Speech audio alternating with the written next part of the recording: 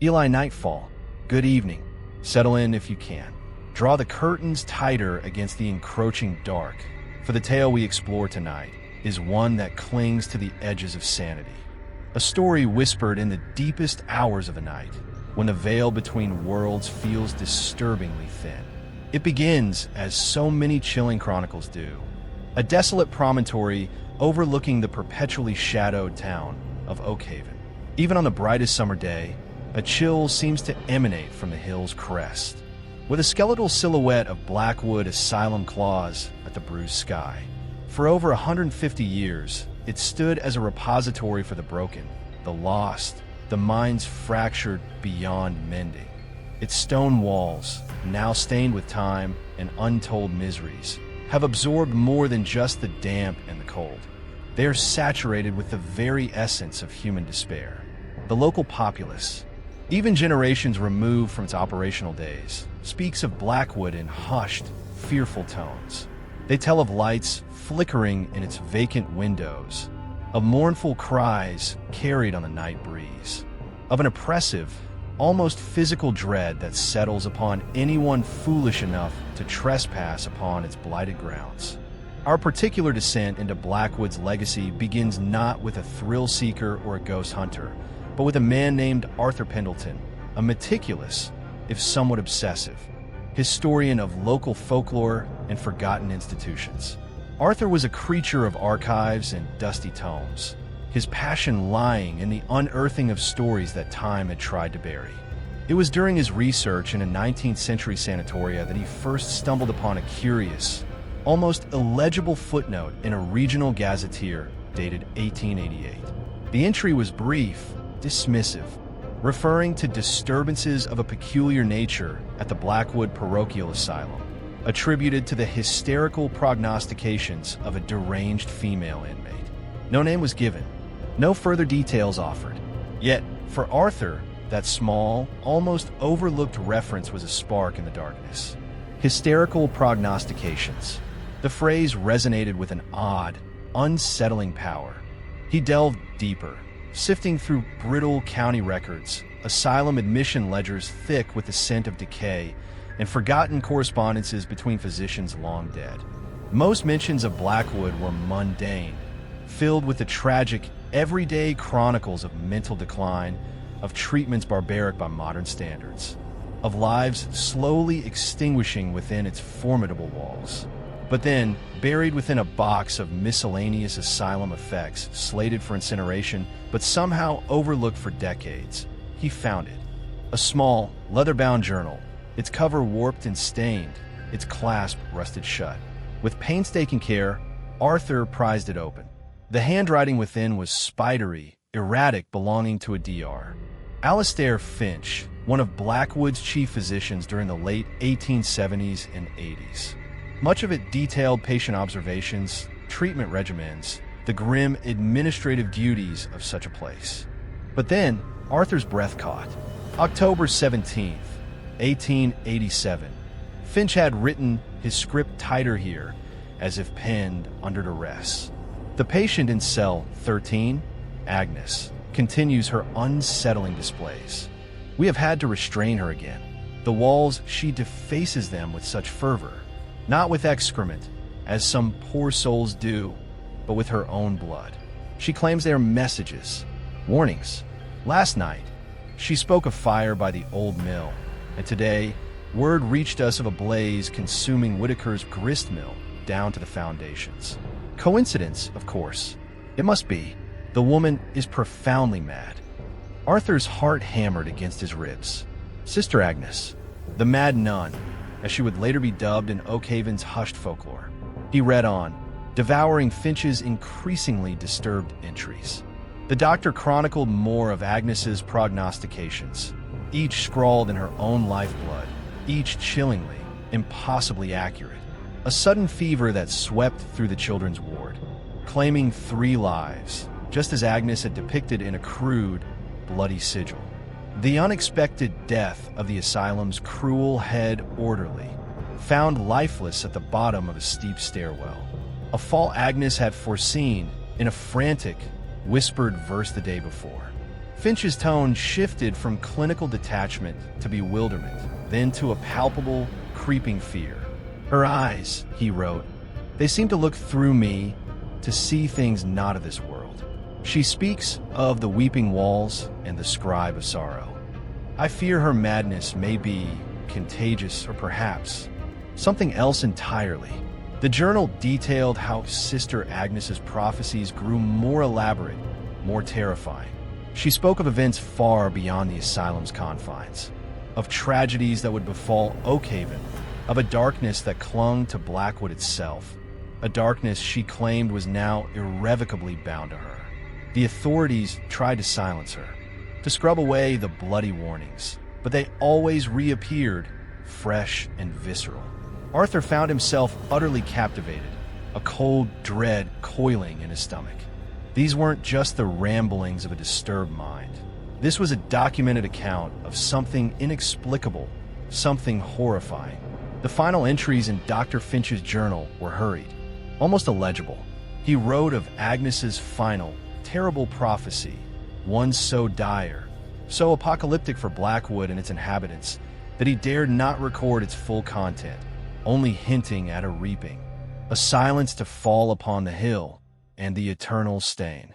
Shortly after that entry, Dr. Alistair Finch mysteriously vanished from Blackwood Asylum, his disappearance never solved.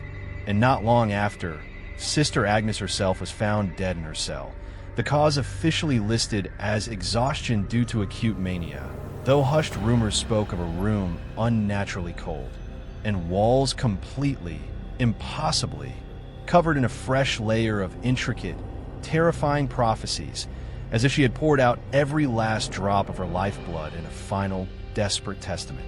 Arthur Pendleton closed the journal, his hands trembling.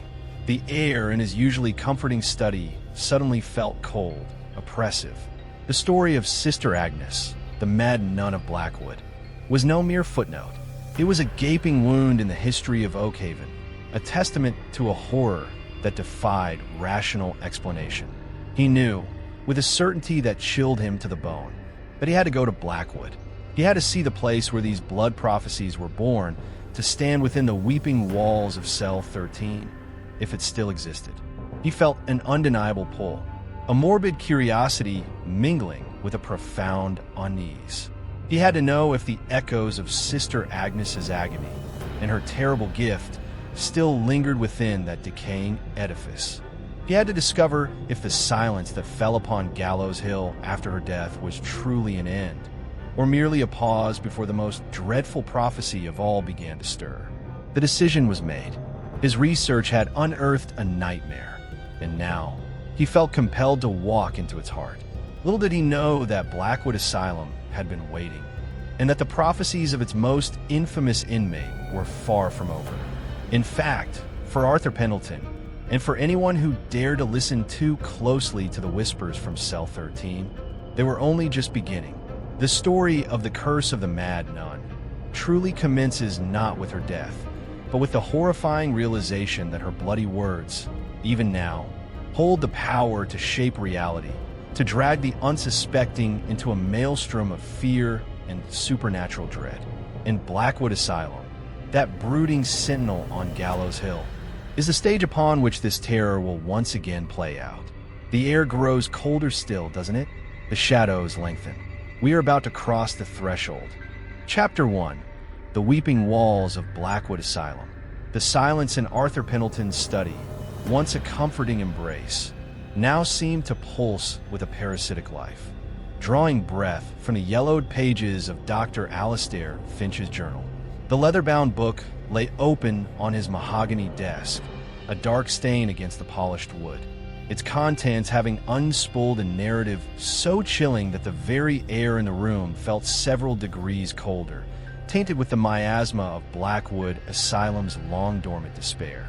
Arthur, a man whose existence was typically ordered by the reassuring logic of historical timelines and verifiable facts, found himself adrift in a sea of unnerving conjecture. Sister Agnes. Her name was a whisper in the silence, a pinprick of ice against his spine. Prophecies scrawled in blood, each one a grim testament to a foresight that defied rational explanation. Fire at the mill, a deadly fever, an orderly's fatal fall. Finch's increasingly frantic entries painted a portrait not of mere madness, but of a terrible, uncanny prescience. And then there was Finch's own vanishing, a loose thread that snagged at Arthur's thoughts, promising a tapestry of deeper, more unsettling truths. He pushed himself away from the desk, the casters of his chair grating harshly in the stillness. The grandfather clock in the hall chimed the late hour, each stroke a leaden weight in the oppressive atmosphere. Sleep, he knew, will be a distant shore. The image of Cell 13, as described in Finch's agitated script, superimposed itself upon his vision. Walls weeping crimson, a tormented figure hunched within, her eyes reflecting a knowledge no sane mind should possess. Arthur had dedicated his life to unearthing the forgotten, to piecing together the fragmented narratives of the past. He had faced down crumbling archives, deciphered near-illegible scripts, and navigated the labyrinthine corridors of bygone eras. But this felt different. This wasn't just history.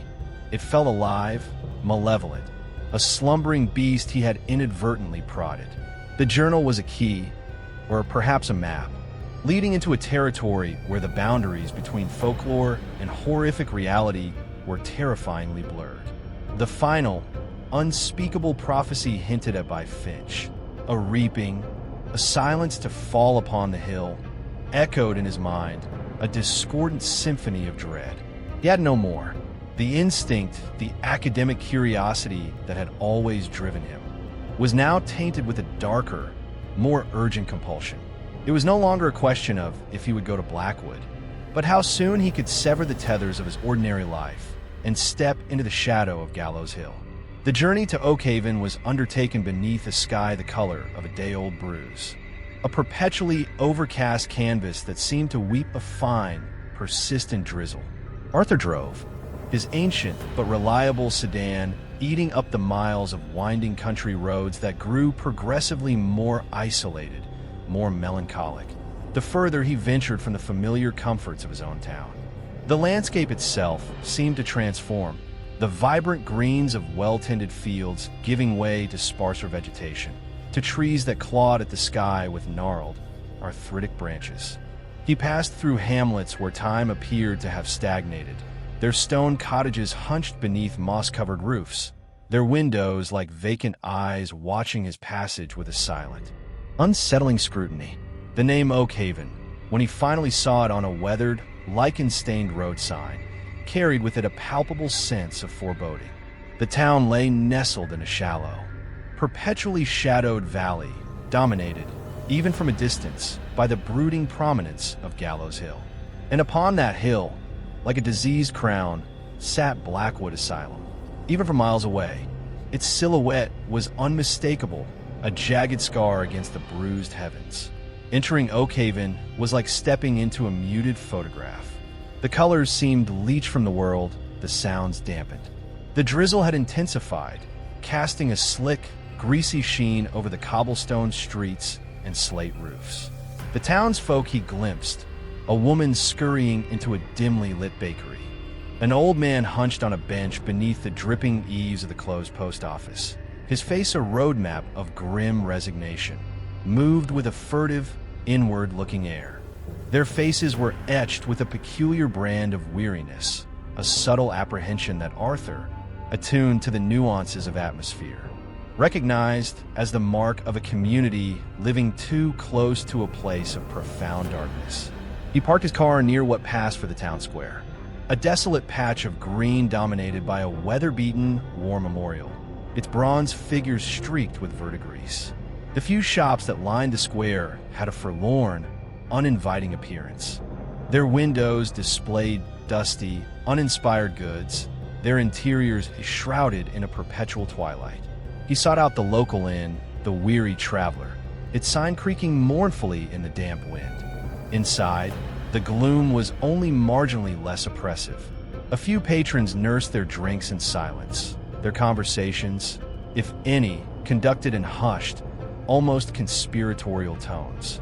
When Arthur mentioned his interest in local history, specifically Blackwood Asylum, a subtle but distinct chill descended upon the already cool atmosphere. The innkeeper, a burly man with eyes that had seen too much and said too little, merely grunted, wiping down the already clean countertop with a noticeable lack of enthusiasm. "Best left to its ghost, sir," was his only terse comment, his gaze flicking momentarily towards the rain-lashed window in the direction of Gallows Hill. Other attempts to glean information were met with evasive murmurs, averted gazes, or a sudden, urgent need to be elsewhere. Blackwood was clearly a wound Oakhaven preferred not to probe, a source of collective shame and fear that festered just beneath the surface of their subdued existence. The reluctance of the townsfolk only served to deepen Arthur's resolve, steeling his nerves against the palpable sense of dread that seemed to emanate from the very stones of Oakhaven. He spent a restless night in the inn, the wind howling around the eaves like a tormented spirit, the floorboards creaking with the weight of unspoken histories. Dr. Finch's journal lay on the bedside table, its presence a silent accusation, a constant reminder of the task ahead. Sleep offered little respite, his dreams a chaotic tableau of bloody scrawls, weeping walls, and the hollow-eyed visage of Sister Agnes, her silent prophecies echoing in the desolate chambers of his mind. By dawn, a gray, reluctant light filtering through the grimy window pane. His decision was absolute. He would face Blackwood. He would walk its corridors, seek out Cell 13, and confront the legacy of the Mad Nun. He left Oakhaven as the town was slowly, reluctantly stirring to life, the drizzle having momentarily subsided, though the sky remained a uniform, oppressive gray. The road leading towards Gallows Hill was little more than a rutted track, overgrown with weeds and flanked by skeletal trees whose branches seemed to writhe in tortured supplication. The ascent was steep, the air growing colder, heavier, with each upward incline. The silence here was different from the muted quiet of Oakhaven. It was a profound, almost suffocating stillness, broken only by the mournful sigh of the wind through the desolate grasses and the distant, unsettling caw of a crow. Arthur could feel a knot tightening in his stomach, a primal apprehension that had nothing to do with academic inquiry. This was the domain of something ancient, something deeply wronged. As he rounded a final, sharp bend, Blackwood Asylum rose before him, and the sight stole the breath from his lungs. It was a leviathan of decaying grandeur, a sprawling edifice of soot-stained Victorian Gothic architecture, its spires and turrets piercing the bleak sky like a mouthful of broken teeth. Countless windows, many boarded up, others shattered into jagged maws, stared out with a blind, malevolent emptiness. The stone walls, streaked with decades of grime and damp, seemed to weep dark, viscous trails. Ivy, thick as a man's arm, clawed at the masonry, a verdant shroud attempting to reclaim the monstrous structure for the indifferent earth. The main entrance, a massive, arched doorway of blackened oak, was barred by heavy, rusted chains, a futile attempt to contain the horrors rumored to fester within. The sheer scale of the place was overwhelming, its oppressive aura a physical weight pressing down upon him. It was not merely abandoned. It felt actively hostile, as if the accumulated misery of its countless inmates had imbued the very stones with a sentient, brooding malice. The air thrummed with an unspoken energy, a silent chorus of anguish and despair.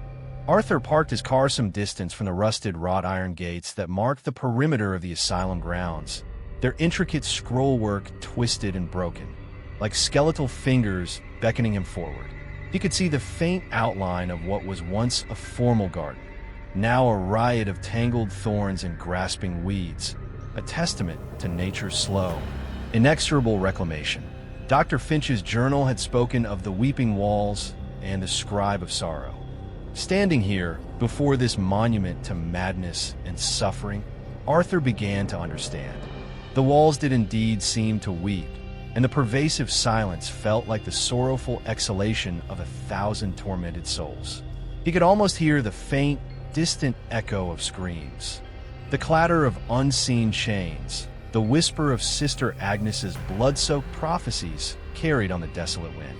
His hand tightened on the worn leather of Finch's journal in his coat pocket. This was it, the threshold of a nightmare. The place where sanity had been systematically dismantled, where a nun had bled her terrors onto the walls, and where a physician had simply vanished into the encroaching shadows. The initial conflict was no longer within him.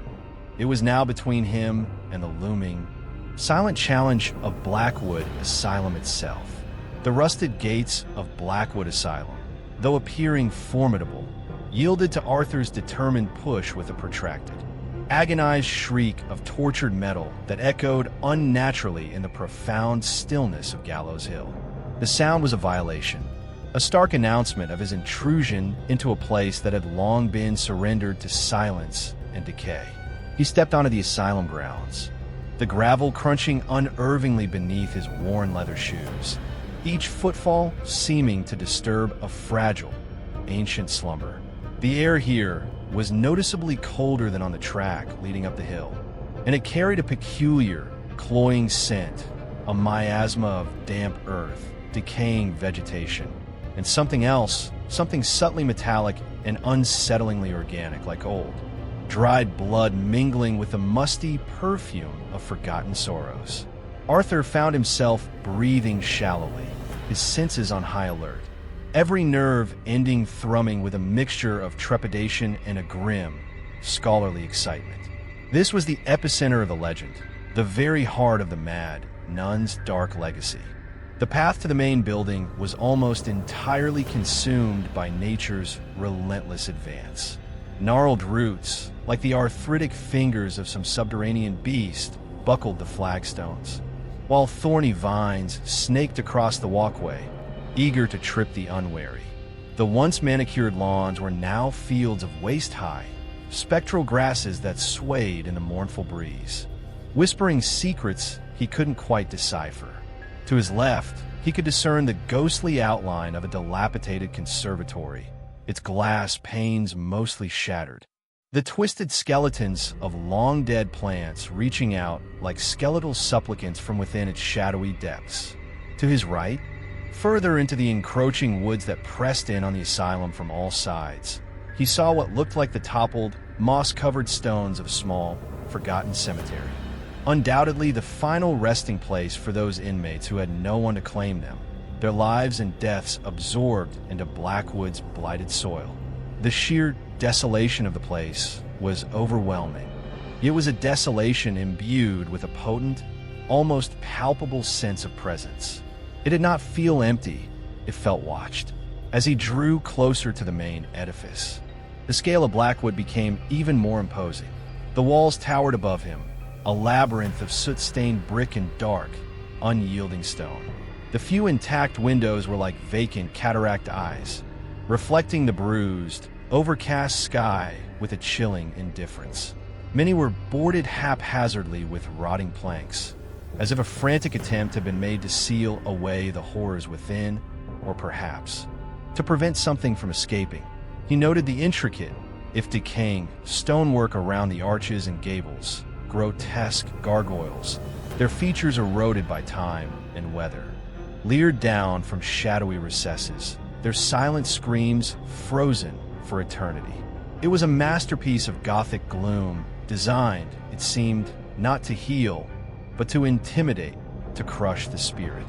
He could only imagine the terror new arrivals must have felt, approaching this monolithic institution, their last vestiges of hope dwindling with every step towards its gaping maw. Arthur had studied the rudimentary floor plans of Blackwood, photocopied from brittle archival documents, committing the general layout to memory.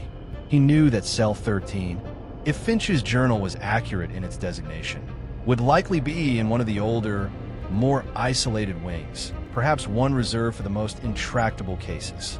The main entrance, as he'd seen, was heavily chained. He began to circumnavigate the building, seeking an alternative point of entry. The silence, punctuated only by the sighing wind and the drip of moisture from the crumbling eaves, was profound, yet it was a silence that felt alive, charged with unspoken narratives. He passed rows of barred windows, some so high up they seemed to scrape the perpetually gray sky. Behind them, he could almost feel the weight of countless forgotten lives, the echoes of their anguish, their loneliness, their descent into the abyss. He ran a hand along the cold, damp stone of the wall. It felt wrong.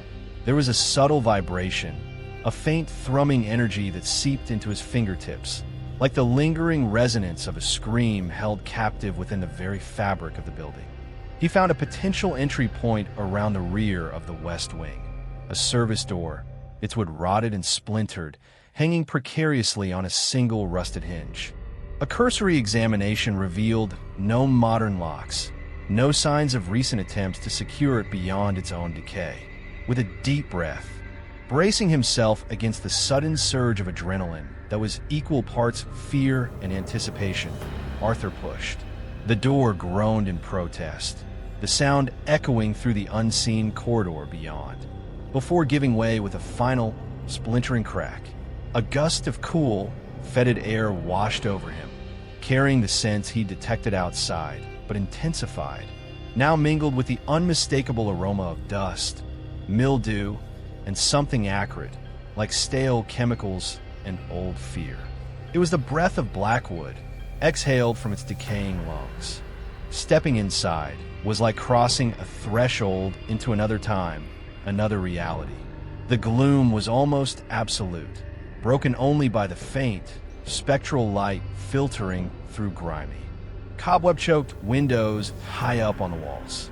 Dust lay thick as a shroud on every surface, undisturbed for decades. The corridor stretched before him, a long, dark tunnel vanishing into deeper shadows. Doors, many of them heavy, iron-banded, lined both sides, their paint peeling, their numbers faded or missing. Some were ajar, revealing glimpses of barren, desolate cells. Others were firmly closed, guarding their secrets with a grim finality.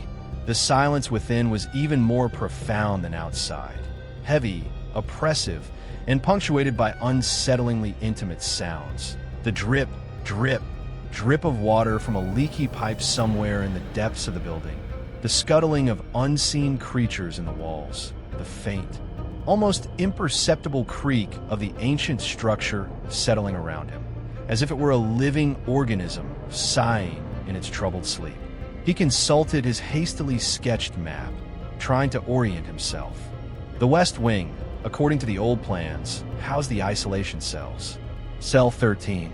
He began to move slowly down the corridor, his footsteps echoing unnaturally in the vast emptiness.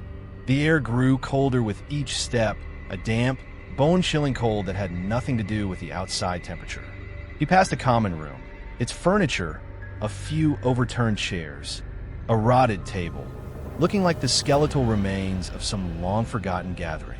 Further on, a rusted gurney lay abandoned in the middle of the hallway, its wheels seized, its leather straps cracked and broken, a silent testament to the suffering it had undoubtedly witnessed. With every passing doorway, Arthur felt the weight of the asylum's history pressing down on him. This was not just an abandoned building. It was a mausoleum of shattered minds, a place where hope had come to die. He found what he believed to be the correct section, a narrower, darker passage branching off the main corridor. The numbers on the cell doors here were barely legible, but he could make out a 9, then an 11. The sense of dread intensified, coiling in his gut like a cold serpent. He could feel a subtle change in the atmosphere, a prickling sensation on his skin, the fine hairs on his arms standing on end.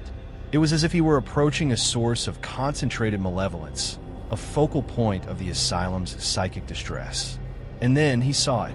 At the very end of the passage, slightly recessed, was a door that bore the faint, but still discernible, numerals 1 and 3.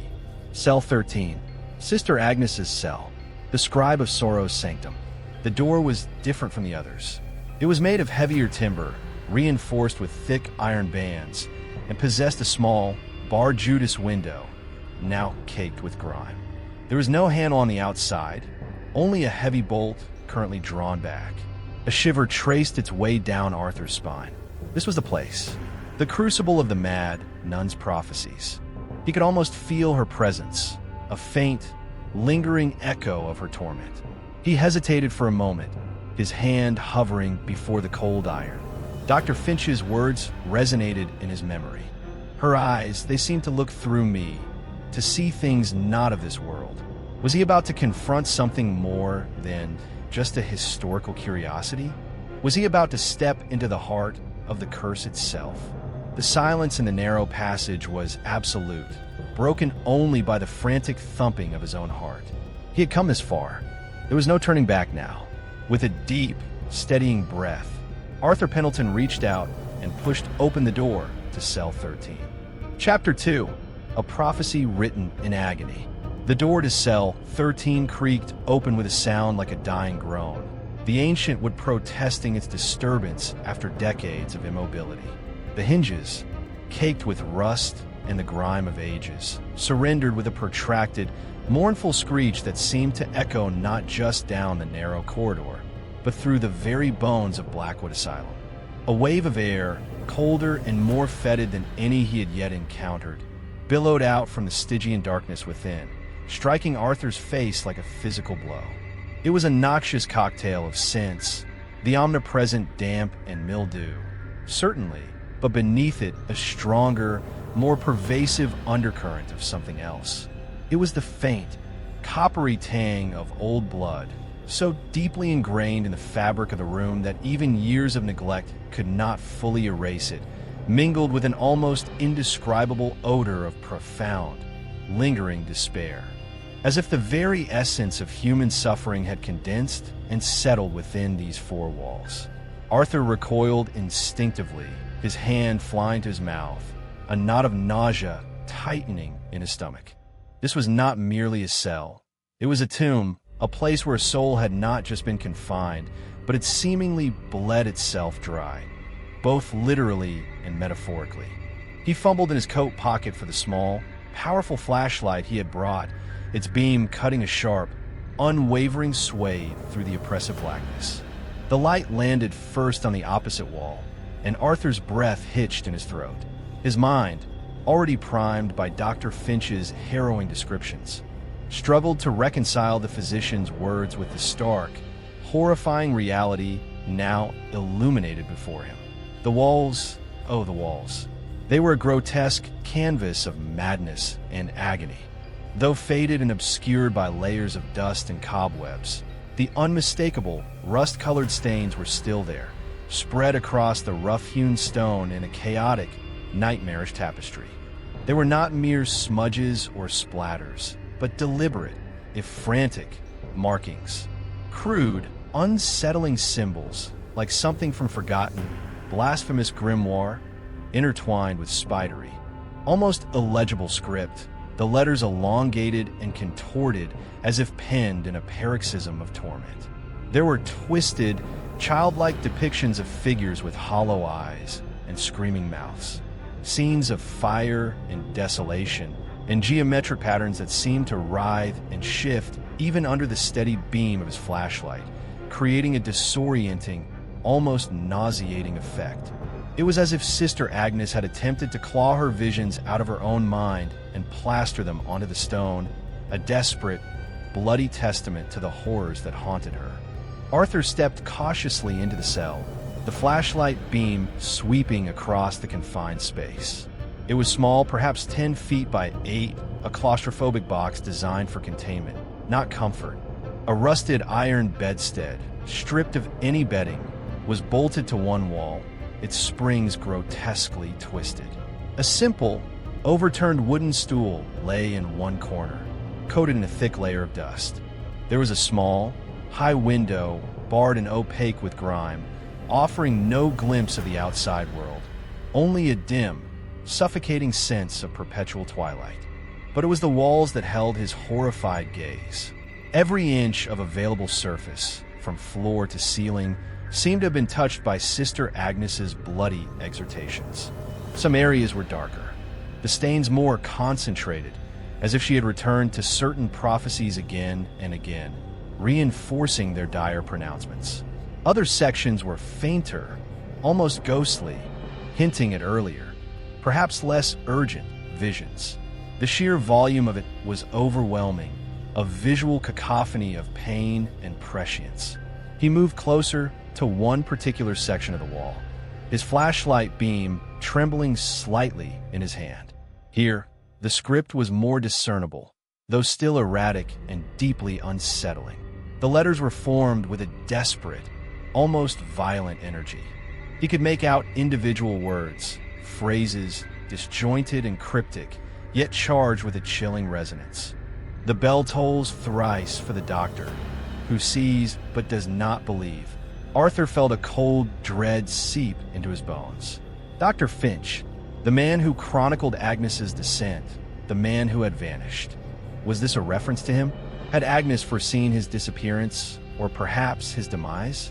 Another scrawl lower down depicted a crude, skeletal hand pointing towards a series of jagged lines that could have represented a staircase or a fall. The steps await, the cruel hand that strikes in shadow. The head orderly, found dead at the bottom of a stairwell. Finch had documented it. The prophecy, written in agony, fulfilled. Arthur felt a growing sense of unease, a primal fear that transcended mere academic curiosity. This was not just a historical site. It was a place where something truly terrible had occurred, something that defied easy explanation. The air in the cell was thick, almost unbreathable, heavy with the psychic residue of unimaginable suffering. He could almost feel Sister Agnes's presence, her spectral form hunched in the corner, her eyes burning with feverish intensity, her fingers raw and bleeding, tracing her terrible visions onto the cold stone. He fought back a wave of dizziness, forcing himself to remain objective, to document what he was seeing. He took out his own notebook and a pen, his hands surprisingly steady despite the tremor that ran through his body. He began to sketch some of the more prominent symbols, to transcribe the more legible phrases, his modern ink a stark contrast to the faded, ancient blood. As he worked, his flashlight beam played across another section of the wall near the rusted bedstead. Here, the markings were different, more concentrated, almost layered upon each other, as if this spot had been a focal point of her prophetic outpourings. And amidst the chaotic symbols and fragmented verses, one particular scrawl caught his attention. It was larger, more deliberate, as if penned with a final, desperate surge of energy. The letters were still contorted, still infused with an undeniable sense of anguish, but they formed a more coherent, if deeply disturbing, statement. When the seeker unearths the silence of stone, the first echo will claim the raven's unsuspecting kin. Arthur stared at the words, his blood running cold. The seeker. Was that him? He had certainly unearthed Finch's journal, the silent tongue of a past physician. The raven's unsuspecting kin. What could that mean? Ravens were often associated with ill omens, with death. The cryptic nature of the prophecy was maddening, yet it possessed a chilling specificity that resonated deep within him, a sense of personal, imminent threat. It felt less like a historical artifact and more like a direct, bloody message delivered across the decades. A sudden sound from the corridor outside, a faint, indeterminate scuffling, like something being dragged, made Arthur jump, his heart leaping into his throat. He snapped off his flashlight, plunging the cell into absolute darkness, and listened intently. His breath held tight in his chest. Silence. Only the frantic thumping of his own pulse in his ears. Had he imagined it? Or was he not as alone in Blackwood as he had presumed? The thought sent a fresh wave of fear washing over him. He was deep within a derelict, condemned asylum, a place shunned by the locals. A place with a history steeped in madness and unexplained phenomena. The rational part of his mind insisted it was probably just rats, or the wind playing tricks with the decaying structure. But the oppressive atmosphere of Cell 13 The visceral impact of Sister Agnes's blood prophecies whispered a more sinister explanation. He waited for what felt like an eternity. Every nerve stretched taut before cautiously switching his flashlight back on, the beam less steady now. He quickly scanned the cell one last time, his gaze drawn back to that last unsettling prophecy. The first echo will claim the Raven's unsuspecting kin.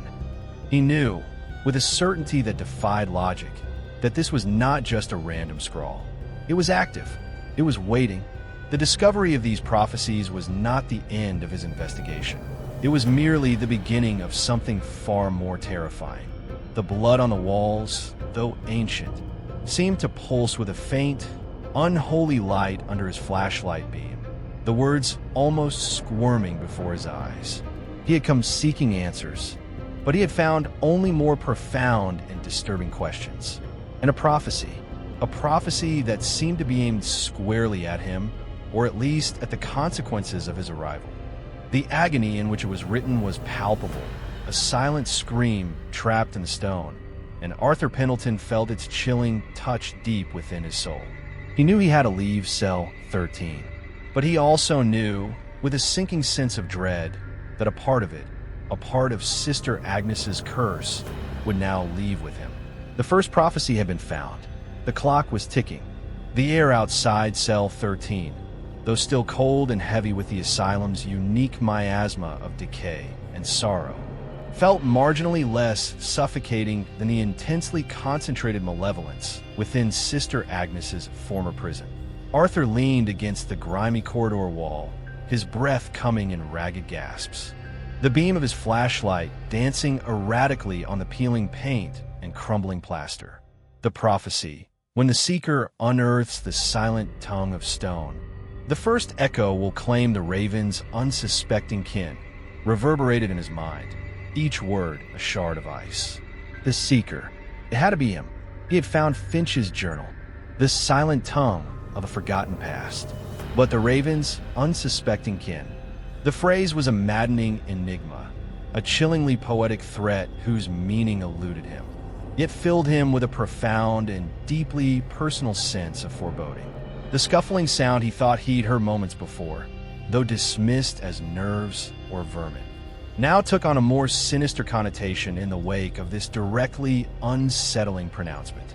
Was Blackwood truly deserted, or did other, perhaps less spectral, entities still roam its labyrinthine halls? He forced himself to move, a primal instinct for self-preservation overriding the scholarly paralysis that had momentarily gripped him. Every shadow in the long corridor seemed to lengthen, to deepen, to writhe with unseen and d'imaginer terror. The silence of Blackwood was no longer just oppressive, it was predatory, a living entity that seemed to watch and wait, anticipating his every move. He retraced his steps, his flashlight beam cutting a nervous path through the gloom. The heavy, iron-banded doors of the other cells appearing like rows of silent, judging sentinels. He passed the abandoned gurney again, and this time, he could almost imagine a spectral figure lying upon it, its vacant eyes fixed on him. He quickened his pace, the rational historian in him battling a rising tide of irrational fear. The weight of Sister Agnes's visions, the sheer, visceral horror of her blood-soaked testament, had shaken him to his core. It was one thing to read about such horrors in the detached safety of his study. It was another entirely to stand in the very epicenter of their creation, to feel the lingering chill of their birth. As he neared the service door through which he'd entered, a sudden, sharp crack echoed from somewhere deeper within the asylum, followed by a sound like a muffled crash. As if something heavy had fallen, Arthur froze, his heart hammering against his ribs. This was no rat.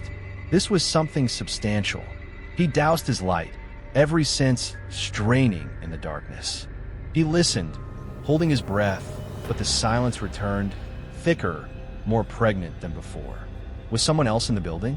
A squatter? Another urban explorer, perhaps, though the remoteness of Blackwood and its sinister reputation made that seem unlikely.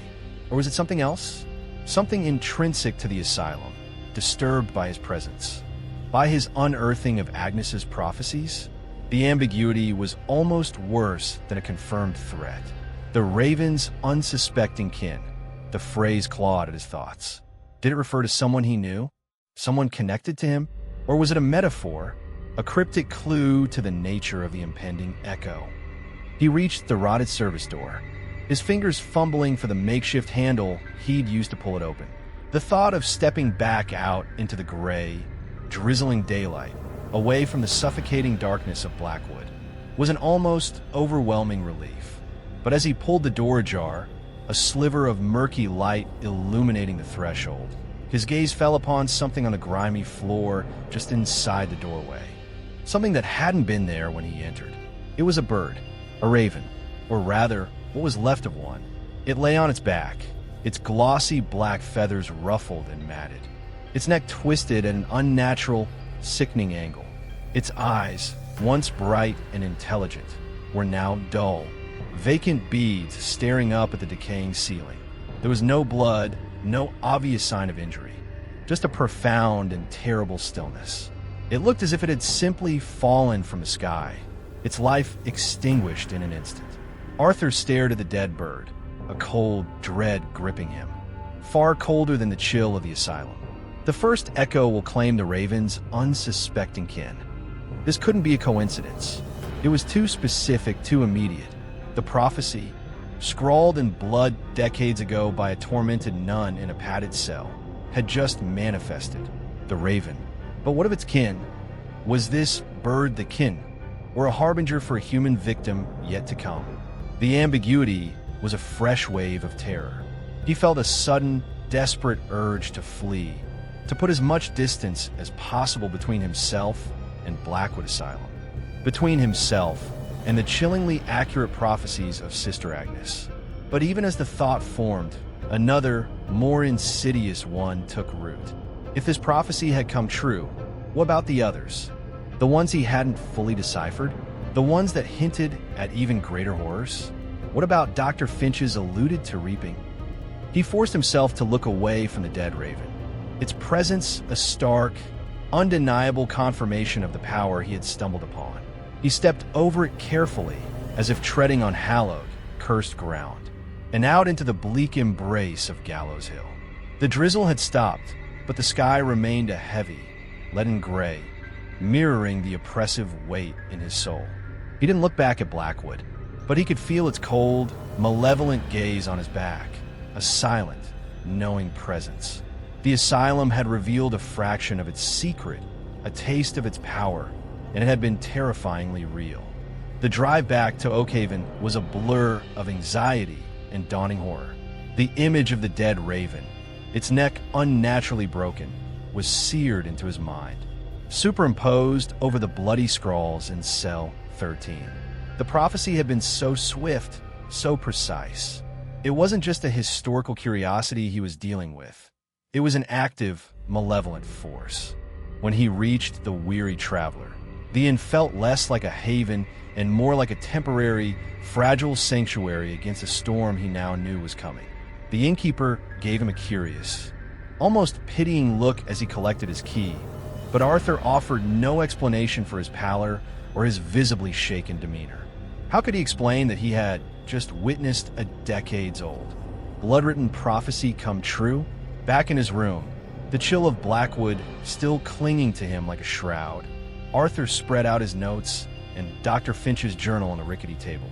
The words he had transcribed from cell 13 seemed to pulse with a faint, unholy energy on the page. The first echo will claim the raven's unsuspecting kin. The echo had clearly begun. The raven was its first chilling claim. But who or what was next? His mind raced, desperately trying to connect the cryptic phrases to something, anything, tangible. Was Raven a surname? A place? A symbol for something darker? He felt a growing sense of responsibility, a terrible weight. He had unearthed these prophecies. He had, in a way, reawakened them. Did he now bear some culpability for what might happen next? His thoughts were interrupted by the jangling ring of his mobile phone, a jarring, modern sound in the antique, dread-filled atmosphere of the room. He fumbled for it, his hand still unsteady. It was his sister, Clara. His heart clenched with a sudden, inexplicable fear. Clara lived several hours away. A cheerful, pragmatic woman who rarely called without a specific reason, especially not during a weekday. Arthur, her voice sounded strained, unusually high-pitched. Arthur, thank God. I don't know how to tell you this. He gripped the phone, a cold premonition washing over him. Clara, what is it? What's wrong? There was a pause, filled with a sound that might have been a choked sob. It's Corvus, she finally managed, her voice breaking. Our Corvus, your old raven. Arthur's blood turned to ice. Corvus was the name he had given to a raven he had rescued and hand-reared as a boy. A creature of surprising intelligence and affection that had lived to a ripe old age in an aviary in Clara's spacious garden. He had been deeply attached to the bird, a living link to his childhood. What about Corvus, Clara? Is he all right? He's dead, Arthur, she whispered, the words like a physical blow. I just found him. It was awful. His neck, it was broken. There's no sign of a predator, no explanation. He was fine this morning.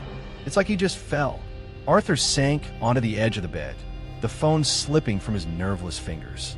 The room seemed to tilt, the walls closing in. Corvus, Latin for raven. His raven, the raven's unsuspecting kin. His kin, the prophecy. It hadn't just been about the bird at the asylum gates. That had been the echo, the warning. This was the claim. Sister Agnes's blood-written words, penned in agony nearly a century and a half ago in a lightless cell, had reached out across time and space to touch his life, to deliver a precise and devastating blow. The horror of it was absolute. The curse of the Mad Nun was not just real, it was personal, and it was just beginning. Chapter 3, The Crimson Stain of Truth. The receiver lay discarded on the threadbare carpet of the inn room, Clara's distant, grief-stricken voice a tinny. Almost unintelligible murmur against the sudden, roaring silence that had enveloped Arthur Pendleton.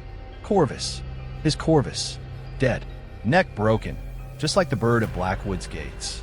The connection was undeniable, a brutal, visceral confirmation of the asylum's malevolent reach. The raven's unsuspecting kin. It hadn't been a metaphor or a vague premonition. It had been a chillingly literal, surgically precise strike. Sister Agnes's prophecy, scrawled in her own lifeblood decades ago, had not only foreseen his arrival, his unearthing of her secrets, but had enacted a consequence, a proof of its terrible power, using a creature he had loved as its instrument. The crimson stain of her madness, Arthur realized with a dawning, gut-wrenching horror, was not confined to the weeping walls of Cell 13. It was seeping into the fabric of his own reality, indelible and terrifying. A wave of nausea, more potent than any he had felt in the asylum, washed over him. He stumbled towards the small, grimy window, yanking it open with a desperate heave, gasping for air that felt only marginally less tainted than the spectral atmosphere of Blackwood. The mundane sounds of Oakhaven, a distant dog bark, the rumble of a passing lorry, the mournful cry of a gull circling overhead, seemed to belong to another world. A world of blissful ignorance from which he had been irrevocably, horrifyingly ejected. He was no longer just a historian, an observer of past tragedies. He was a participant, a target, ensnared in a supernatural web woven by a long-dead nun whose torment had apparently transcended the grave. The initial shock began to recede, replaced by a cold, creeping dread, and beneath it, a flicker of something else, anger, a profound, helpless rage against the injustice of it, against the insidious power that could reach out and inflict such a cruel, personal wound. Corvus had been a gentle creature, a symbol of a more innocent time in Arthur's life. His senseless death felt like a violation, a defilement, and it was a direct result of Arthur's own actions. His obsessive pursuit of Blackwood's secrets. The weight of that responsibility settled upon him, heavy and suffocating. He had sought knowledge, and in doing so had unleashed something, or perhaps had simply drawn its attention. He retrieved the phone, his hand trembling. "Clara," he managed, his voice hoarse. "Clara, I am so sorry. I need to understand what happened." He listened as she recounted the discovery again, her voice thick with tears, her confusion and grief palpable even across the miles. There were no answers, no logical explanations. Just a beloved pet, inexplicably dead, its neck snapped with a brutal, unseen force. He offered what hollow words of comfort he could, his mind racing, trying to process the impossible. He didn't dare tell her the truth, the insane, unbelievable connection to a haunted asylum and a Mad Nun's prophecies. How could he? She would think he'd lost his mind. Perhaps. He thought with a grim internal laugh. He already had.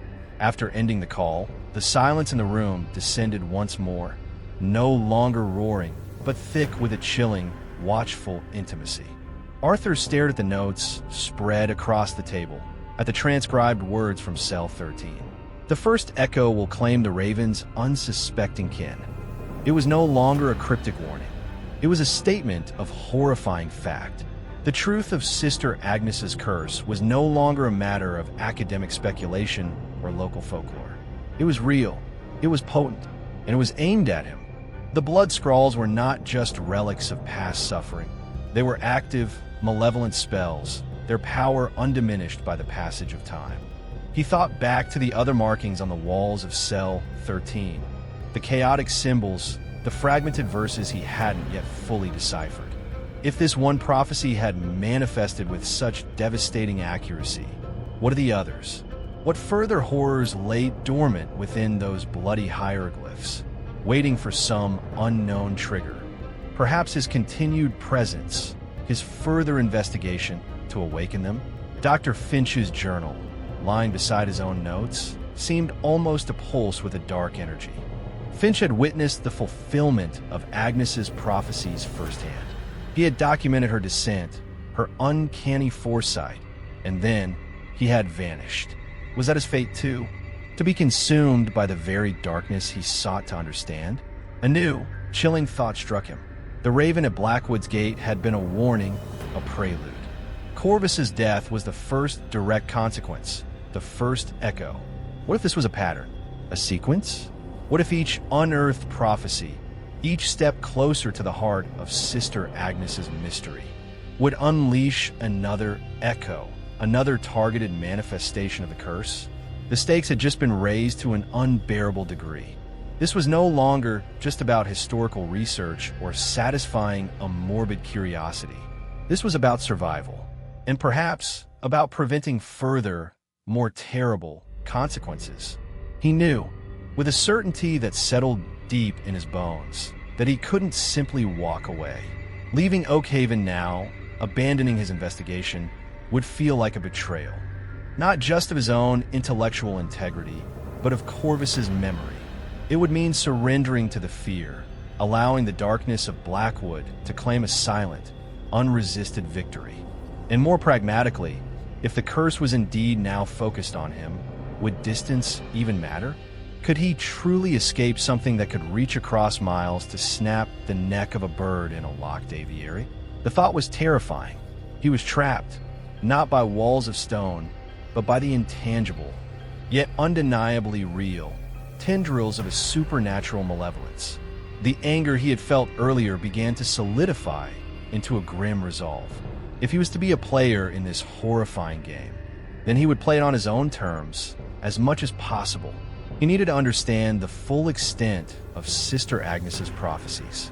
He needed to know what other horrors she had foreseen, what other traps lay hidden in her bloody scrawls. He had to go back to Blackwood. The thought filled him with a visceral dread. It was accompanied by a strange sense of inevitability. Cell 13 held the key, the lexicon of the curse. He had only scratched the surface. He needed to decipher more, to understand the patterns, the triggers, the potential targets. Perhaps, just perhaps, if he could understand the nature of the curse, he might find a way to break it, or at least to protect himself and anyone else who might be in its path. The day dragged on. the gray light outside the window slowly fading into a bruised, ominous twilight. Arthur barely touched the meager meal the inn provided. His mind was a whirlwind of fear, grief, and a burgeoning, desperate determination. He pored over Finch's journal again, searching for any clue, any nuance he might have missed, anything that could shed light on the mechanism of the prophecies, on Agnes's state of mind, on the nature of the darkness she claimed was bound to her. Finch's entries, read now in the horrifying light of Corvus's death, took on a new, more urgent significance. The physician's initial skepticism, his gradual dawning horror, his ultimate, unexplained disappearance. It was a chilling premonition of Arthur's own unfolding nightmare. As night fully descended upon Oakhaven, casting the town in an even deeper gloom, Arthur made his decision. He would return to Blackwood Asylum at first light. He would face the weeping walls of cell 13 again. He would confront the crimson stain of truth, no matter how terrifying. The death of Corvus had transformed his quest. It was no longer academic. It was a fight against a long-dead nun's enduring rage, against a curse written in agony and sealed in blood.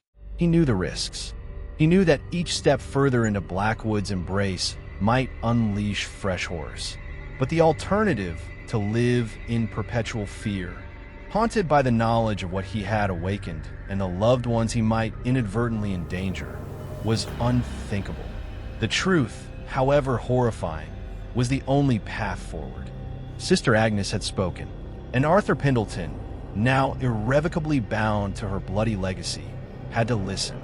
The asylum was waiting, and he knew, with a chilling certainty, that it had more prophecies to share. The first claim had been made. The stain was spreading. Chapter 4. Echoes of a Fractured Mind. The dawn that broke over Oakhaven was a reluctant, spectral affair. The sun a pale, diffused disk behind a persistent shroud of mist that clung to the valley like a tangible manifestation of Blackwood's oppressive gloom. Arthur had barely slept. His night a tormented cycle of Corvus's lifeless form, the blood-soaked walls of cell 13, and the chilling, disembodied whisper of Sister Agnes's prophecies. Each creak of the old inn, each sigh of the wind, had sounded like a prelude to some new horror. Yet, with the first gray light, a fragile resolve had crystallized amidst the fear. He could not undo what had been done, could not unlearn the terrible truth of the curse, but he could, perhaps, understand it, and in understanding, find a way to resist it. The memory of Corvus, the innocent victim of this ancient malevolence, fueled a grim determination that overrode his instinct to flee.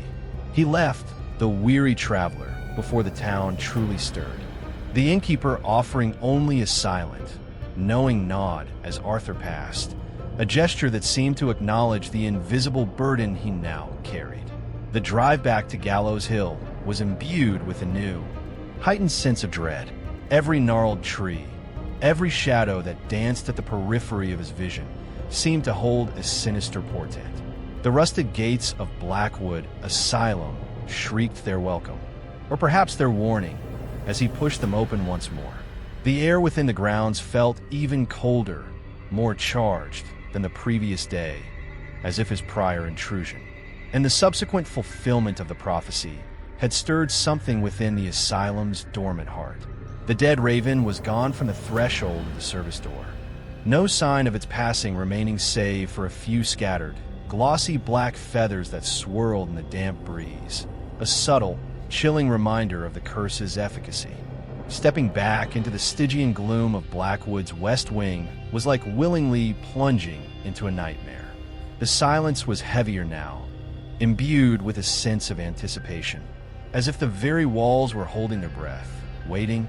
The familiar sense of decay, mildew, and old blood were more pronounced, assaulting his senses with a renewed vigor. He moved with a grim purpose, his flashlight beam cutting a determined, if still trembling, path through the darkness, heading directly for the narrow passage that led to cell 13. He no longer felt like an objective historian. He felt like a man walking into the lair of a predator, armed with nothing but a desperate hope and the fading light of reason. Reaching the door of cell 13, Arthur hesitated for only a moment.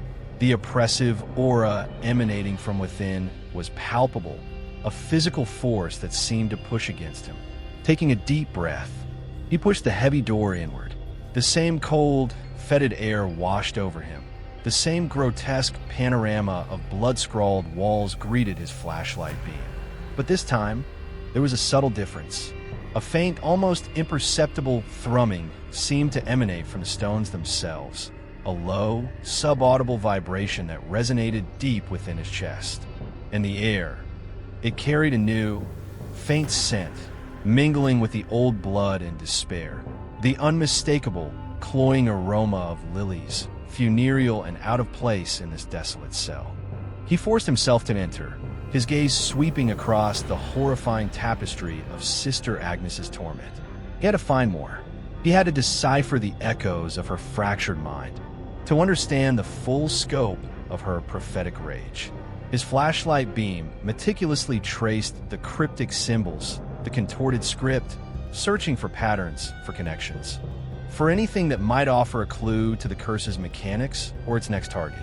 He focused on a section of the wall he hadn't examined as closely the day before, an area near the floor where the markings were fainter, perhaps older, partially obscured by a thick layer of grime and what looked like ancient, solidified candle wax.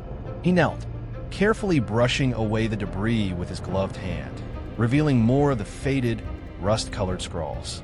Here, the imagery was different, less overtly violent, more melancholic, yet imbued with an equally profound sense of dread.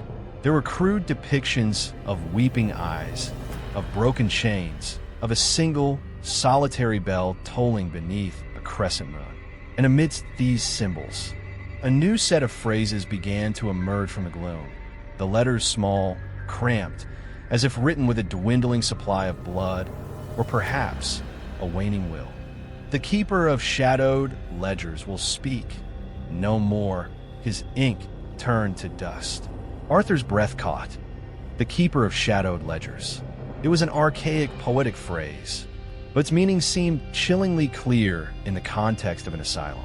An archivist? A records keeper?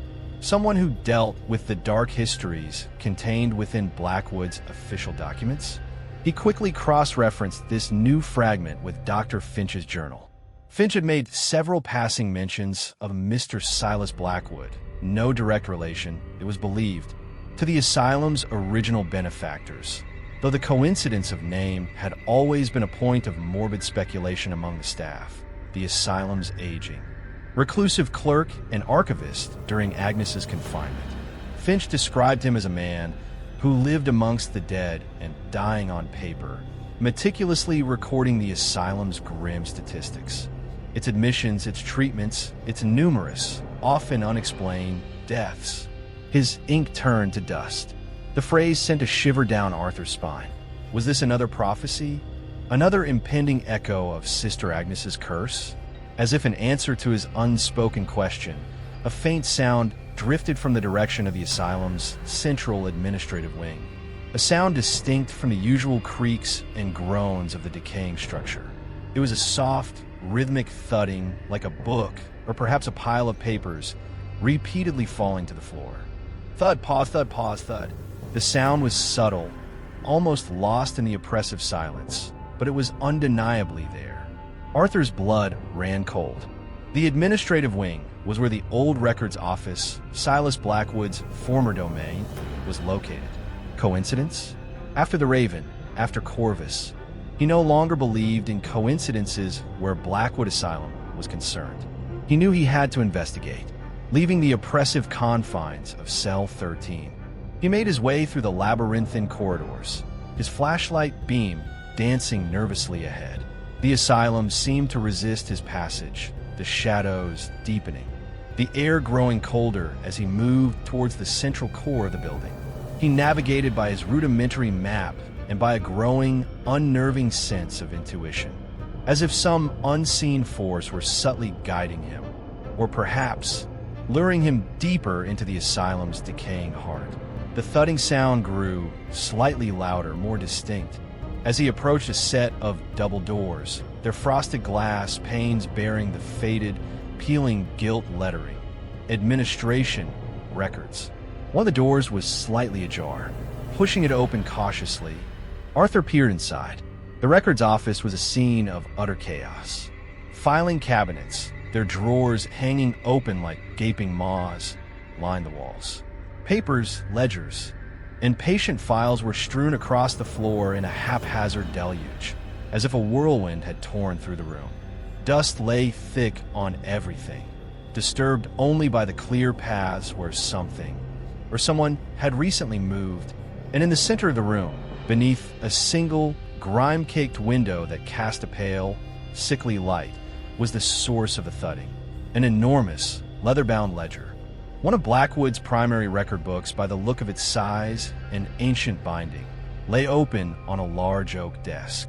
And as Arthur watched, his heart pounding, the heavy front cover of the ledger lifted an inch or two into the air, as if moved by an invisible hand, before falling shut with a dull, resonant thud. Pause. Then it lifted again. Thud. Arthur stared, mesmerized and horrified. There was no wind in the room, no discernible draft that could account for the movement. It was a deliberate, rhythmic action, deeply unsettling in its unnaturalness. He stepped into the room, his shoes crunching on scattered papers. The air here was thick with the scent of decaying paper, old ink, and that same faint, funereal aroma of lilies he had detected in cell 13, now stronger, more pervasive. As he drew closer to the desk, the ledger cover lifted and fell one last time, then lay still, as if its unseen operator had sensed his presence. He approached the desk cautiously. The ledger was open to a page filled with spidery, archaic script, detailing patient admissions from the late 1880s. His eyes scanned the entries, a growing sense of dread coiling in his stomach. Then he saw it, near the bottom of the page, an entry for one Agnes Sam, admitted for religious hysteria and prophetic delusions. And beneath it, in a different, more hurried hand, a later annotation, almost illegible, patient expired. See Dr. Finch's private notes. S.B. Silas Blackwood, the keeper of shadowed ledgers. As Arthur absorbed the implications, his gaze was drawn to a small, dark stain on the open page, just beside Silas Blackwood's initials. It was a fresh stain, still slightly damp, a deep, crimson bloom against the yellowed paper. It looked unmistakably like a single drop of blood, and as he stared at it, a new layer of scrawled text, almost invisible against the aged paper, but now subtly highlighted by the fresh blood stain, seemed to materialize before his eyes, as if the blood itself were revealing it. The script was spidery, frantic, unmistakably the same hand as the markings in cell 13. The tongue that recorded sorrow now tastes only silence. His words are ash, his ledgers weep for the unspoken. The prophecy from the cell wall. The keeper of shadowed ledgers will speak no more. His ink turned to dust. And now this. A confirmation, a postscript, seemingly materializing before his very eyes. Silas Blackwood. What had happened to him? Finch's journal had mentioned his reclusiveness, but not his demise in any detail. Had he been another victim of Agnes's curse? His fate sealed within the very records he kept?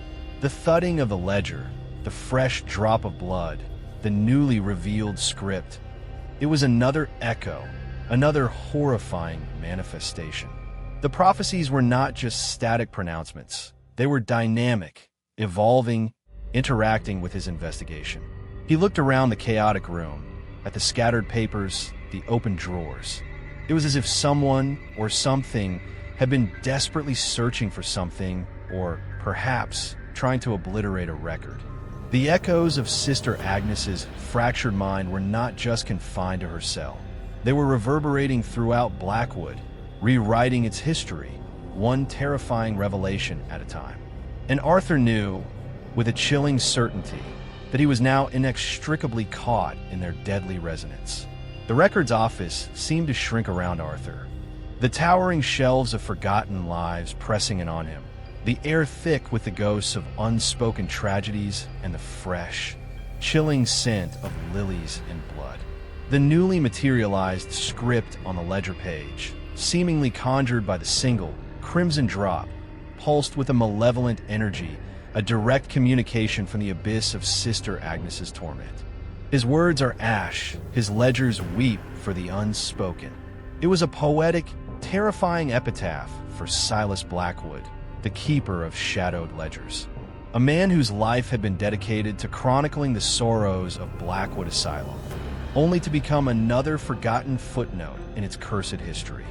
The rhythmic thudding of the ledger had ceased upon Arthur's entry, but the silence it left behind was charged, expectant, as if the room itself were waiting for his next move. For his reaction to this fresh horror, Arthur felt a desperate need to understand the fate of Silas Blackwood. If Sister Agnes's prophecies were indeed unfolding, if they were targeting those connected to her story, or perhaps those who held pieces of her truth, then Silas, the archivist who had penned the final note on her own ledger entry, would have been a prime candidate for her spectral wrath. He began to sift through the scattered papers on the floor, his earlier trepidation now overlaid with a grim, almost feverish urgency. He was no longer just an observer. He was an active participant in this unfolding nightmare, and the lives of others, perhaps even his own, might depend on his ability to decipher these bloody breadcrumbs left by a long-dead nun. The records were in a chaotic state, years of neglect compounded by what looked like a recent, frantic disturbance. Patient files were torn, ledger pages ripped out, correspondence scattered like fallen leaves. It was as if someone or some force had been searching for something specific, or perhaps trying to eradicate a particular piece of information. He found personnel records, financial statements, inventories of asylum supplies, the mundane detritus of a functioning institution, now rendered macabre by the passage of time and the oppressive atmosphere of Blackwood. But there was no specific file for Silas Blackwood himself, no neat summary of his employment or, more importantly, his departure or demise. His attention was drawn back to the massive ledger on the desk. The bloodstain beside Silas's initials seemed to mock him, a fresh punctuation mark on an ancient tragedy. He carefully turned the heavy pages, his gloved fingers tracing the lines of faded ink, searching for any further mention of the archivist. Deeper into the ledger, well past the entries from Sister Agnes's time, he found what he was looking for. A brief, almost cursory note penned in a different, more formal hand than Silas's own meticulous script. Mr. S. Blackwood, archivist, relieved of duties due to sudden and severe mental decline. Transferred to Ward 7 under observation. Effects cataloged. Further details restricted. Beneath it, another, even more chilling addendum, dated a few weeks later. Patient Blackwood deceased. Cause, self-inflicted exsanguination. Remains interred, Asylum Plot 37B. Self-inflicted exsanguination. Bled to death, just like Sister Agnes, who had scrawled her prophecies in her own blood. The parallel was too stark, too horrifying to ignore. Had Silas Blackwood, surrounded by the asylum's dark secrets, perhaps privy to the true nature of Agnes's gift, succumbed to a similar madness? Or had he been driven to it by the curse, his mind unraveling under its relentless pressure until he, too, sought an escape in the ultimate bloody sacrifice? His ink turned to dust. His words are ash.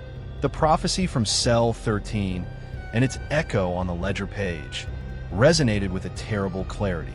Silas Blackwood hadn't just disappeared or retired. He had been consumed by the asylum, his end a gruesome mirror of Agnes's own torment. Arthur stepped back from the desk, a profound sense of despair washing over him. The curse wasn't just about predicting events. It seemed to be about replicating patterns of suffering, about ensnaring others in the same cycle of madness and bloody demise that had defined Sister Agnes's final days. Corvus, the raven, had mirrored the imagery of her visions. Silas Blackwood had mirrored her method of death, or at least the medium of her prophecies. What other patterns, what other horrifying symmetries lay hidden within her scrawls, waiting to be reenacted? He noticed a small, tarnished brass plaque on the side of the oak desk, mostly obscured by a spill of dried ink. He leaned closer, rubbing away the grime. Property of S. Blackwood, Chief Archivist, EST 1865. This had been Silas's personal desk, the epicenter of his existence within Blackwood. Arthur ran his hand along its scarred surface. He tried one of the drawers. Locked. He tried another. Also locked. A sudden, intuitive thought, perhaps born of desperation, struck him. He remembered the small, antique-looking key he had found tucked into the spine of Dr. Finch's journal, a key that had seemed to have no obvious purpose. He dismissed it at the time, but now, with trembling fingers, he retrieved the key from his pocket. It was small, ornate, its brass dulled with age. He inserted it into the lock of the top desk drawer. It turned with a faint, protesting click. The drawer slid open. Inside, nestled amongst a collection of dried-out inkwells, broken nibs, and yellowed scraps of blotting paper, was a small, slim volume bound in faded black leather. No larger than his hand. It was a personal diary, and on the first page, in Silas Blackwood's familiar, meticulous script, were the words, "My private reflections. Commenced anno domini 1887. May God have mercy on this place and on my soul." Arthur's heart hammered against his ribs. This was it. Another layer of the truth. Another voice from Blackwood's tormented past. He carefully lifted the diary from the drawer. Its pages were brittle, the ink faded in places, but it was undeniably Silas Blackwood's own account. His private thoughts from the very year Sister Agnes's prophetic madness had reached its peak. He sank into the archivist's dusty chair, the silence of the record's office pressing in, the scent of lilies and old blood seeming to intensify. He opened the diary, his flashlight beam illuminating the spidery script. The early entries were mundane, detailing the daily grind of asylum bureaucracy, his complaints about the damp, his observations of the staff and the more notorious inmates. But then the tone began to shift. He wrote of a growing unease, of strange occurrences within the asylum, of whispers among the staff about the nun in cell 13. He mentioned Dr. Finch's increasing agitation, his furtive conversations about Agnes's prognostications. Silas, it seemed, had initially been a skeptic, dismissing Agnes's claims as the ravings of a diseased mind. But as Finch began to share the chilling accuracy of her blood-scrawled prophecies, Silas's entries became tinged with a dawning apprehension. October 29th, 1887, he wrote, "Finch showed me another of her scrawls today. It spoke of a darkness uncoiling beneath the chapel. He fears she is not merely mad, but a conduit for something older, something tied to the very foundations of this cursed hill. I confess, a chill pervades my very bones. The air in this place grows heavier by the day. I find myself listening to the walls." Arthur read on, utterly absorbed, the outside world fading away. Silas described his own clandestine visits to observe cell 13, his horror at the blood-soaked walls, his growing conviction that Agnes was indeed seeing things beyond mortal ken. He wrote of her eyes, like burning coals in the abyss, and of the low, guttural language she sometimes spoke, a language that seemed to scrape at the edges of his sanity. Then came the entries that made Arthur's blood run truly cold. Silas began to see things himself, fleeting shadows in the corridors, whispers that seemed to echo his own name, the scent of lilies, Agnes's preferred flower, according to a brief note, appearing inexplicably in his office. He wrote of his ledgers, his meticulously kept records beginning to feel wrong. The names of the dead, he penned, his script becoming more erratic. They seemed to shift on the page. Sometimes, I see my own name amongst them, dated for a future I dare not contemplate. Am I, too, becoming part of Blackwood's sorrowful ink? He described dreams of being trapped in cell 13, his own hands bloody, scrawling terrible futures onto the weeping stones. The prophecy from the cell wall, "The keeper of shadowed ledgers will speak no more," was not just about his death. It was about the destruction of his mind, his absorption into the asylum's pervasive madness. The final entries in Silas Blackwood's diary were almost illegible, a frantic scrawl of terror and despair. He spoke of the scribe of sorrow, not as Agnes herself, but as the entity that spoke through her, the ancient darkness that she had somehow awakened or tapped into. It wants the stories, he wrote. It feeds on the despair. It wants to write itself into every soul that lingers here. I feel it clawing at my own thoughts, trying to turn my ink to blood. The last coherent sentence was a desperate plea. The chapel, the heart, it must be sealed. After that, the pages were filled with meaningless symbols, crude drawings mirroring those in cell 13, and finally, a single, large, bloody fingerprint. Arthur closed the diary, his hands shaking. The echoes of Sister Agnes's fractured mind were not just her own. They were the echoes of a deeper, more ancient malevolence, a parasitic entity that had used her as a vessel and had then, it seemed, turned its attention to Silas Blackwood, driving him to madness and a bloody end. The scent of lilies was almost overpowering now, a funereal perfume heralding not just death, but the assimilation of a soul. In the chapel, Silas's final, desperate warning pointed to the Asylum's chapel as the heart of this darkness. Arthur knew, with a dreadful certainty, where his investigation must lead him next. More prophecies, more terrors, undoubtedly awaited him there. The Mad Nun's curse was a tapestry woven from countless fractured minds, and he was pulling at its threads, one horrifying revelation at a time. Chapter 5. The Scribe of Sorrow's Cell. The discovery of Silas Blackwood's diary and the horrifying descent into madness it chronicled left Arthur trembling in the archivist's dust-laden chair. The scent of lilies, once a faint, unsettling presence, now seemed to saturate the air in the records office, a cloying, suffocating perfume that spoke of sealed tombs and forgotten rites. Silas's final, frantic warning, "The chapel, the heart, it must be sealed," echoed in Arthur's mind, a desperate directive from a man consumed by the very darkness he had tried to document. It was no longer just Sister Agnes's curse he was confronting. It was something far older, something that used her and Silas, and perhaps now him, as its instruments, its chroniclers. The Scribe of Sorrow, as Silas had termed it, not Agnes herself, but the entity that puppeteered her, that fed on the despair of Blackwood and sought to write its terrible narratives into the very souls trapped within its walls. Arthur knew he couldn't delay. The asylum felt more alive, more actively hostile than ever before. The shadows in the corners of the records office seemed to deepen, to writhe with unseen movement. The silence was no longer empty. It was pregnant, listening, waiting. He carefully placed Silas's diary into his satchel, alongside Dr. Finch's journal. These two tormented accounts were now his only guides, his only weapons. Against the encroaching madness of Blackwood, he had to reach the chapel. He had to understand what Silas meant by the heart. Consulting his rudimentary floor plan, he located the chapel on the eastern side of the main building, a section he hadn't yet explored. It was situated somewhat ominously, directly above what the plans indicated as sublevel storage, unexcavated. The darkness uncoiling beneath the chapel that Silas had mentioned from Agnes's scrawls took on a new, more literal, and terrifying significance.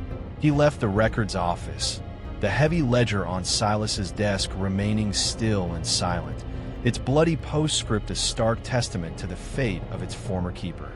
The journey through Blackwood's decaying corridors was a fresh descent into a personal hell. Each creaking floorboard, each rustle of unseen vermin in the walls, each gust of cold, fetid air that sighed through broken window panes, seemed to mock his progress, to whisper of impending doom. The light from his flashlight, though powerful, seemed to be swallowed by the oppressive gloom, its beam penetrating only a few feet ahead, leaving the surrounding darkness thick and threatening.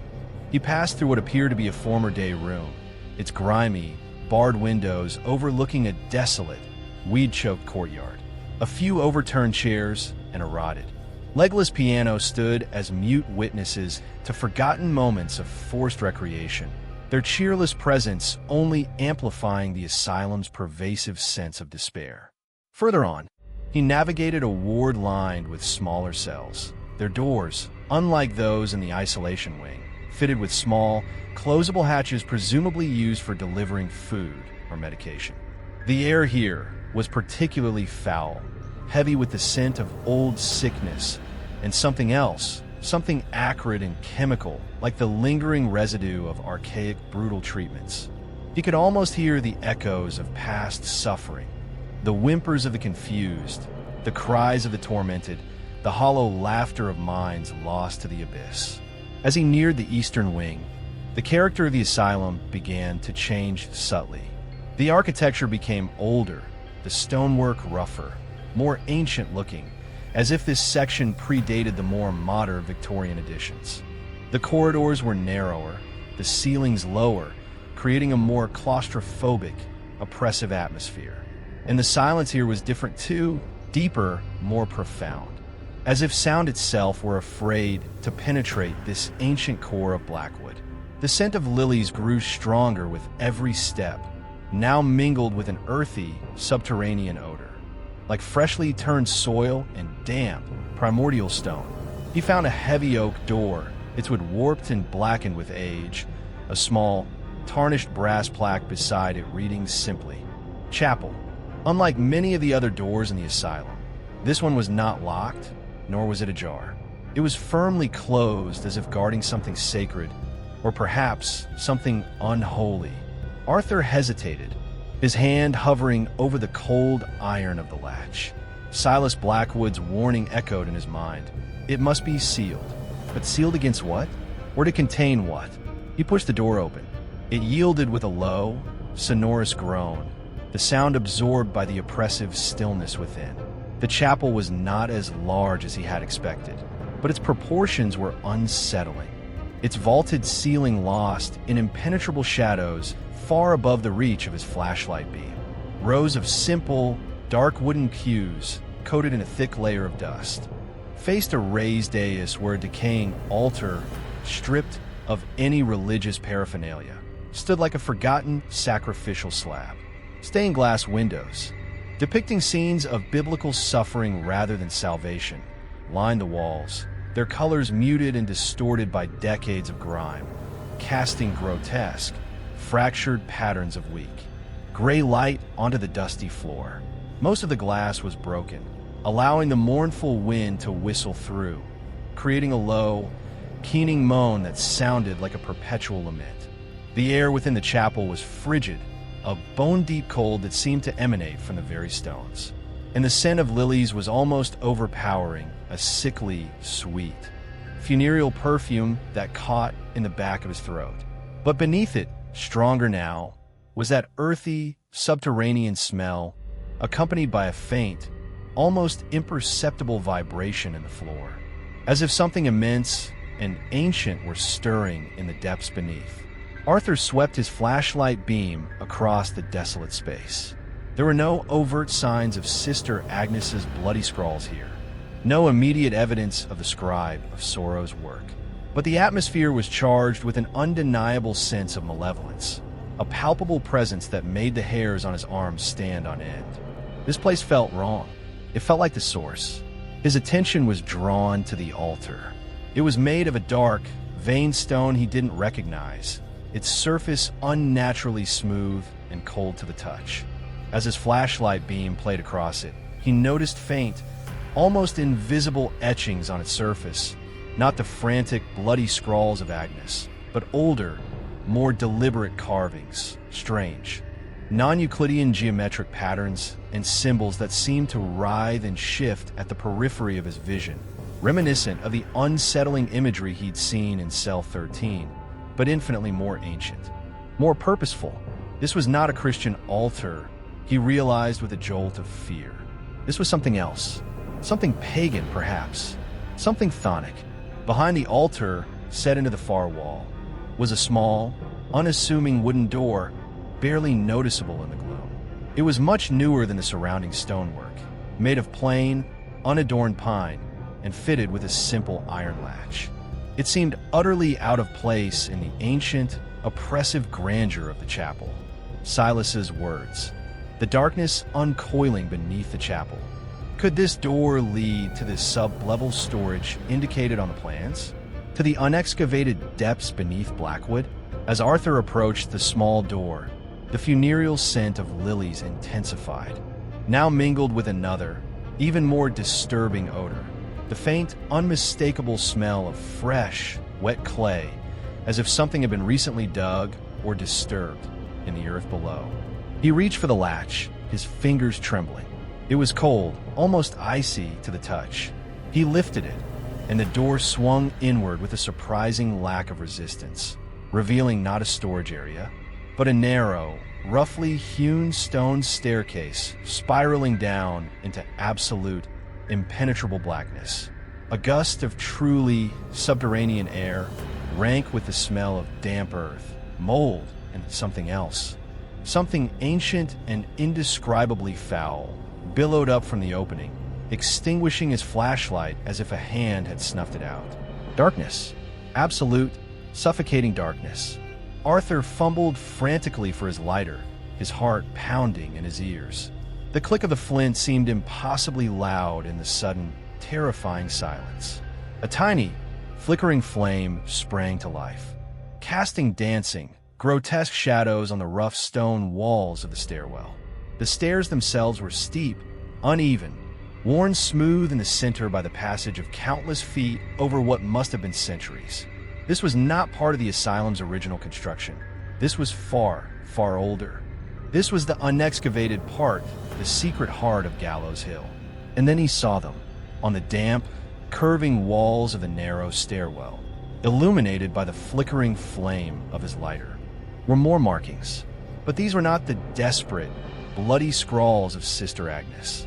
These were deeper, etched into the stone itself, ancient and weathered, yet imbued with a palpable, malevolent power.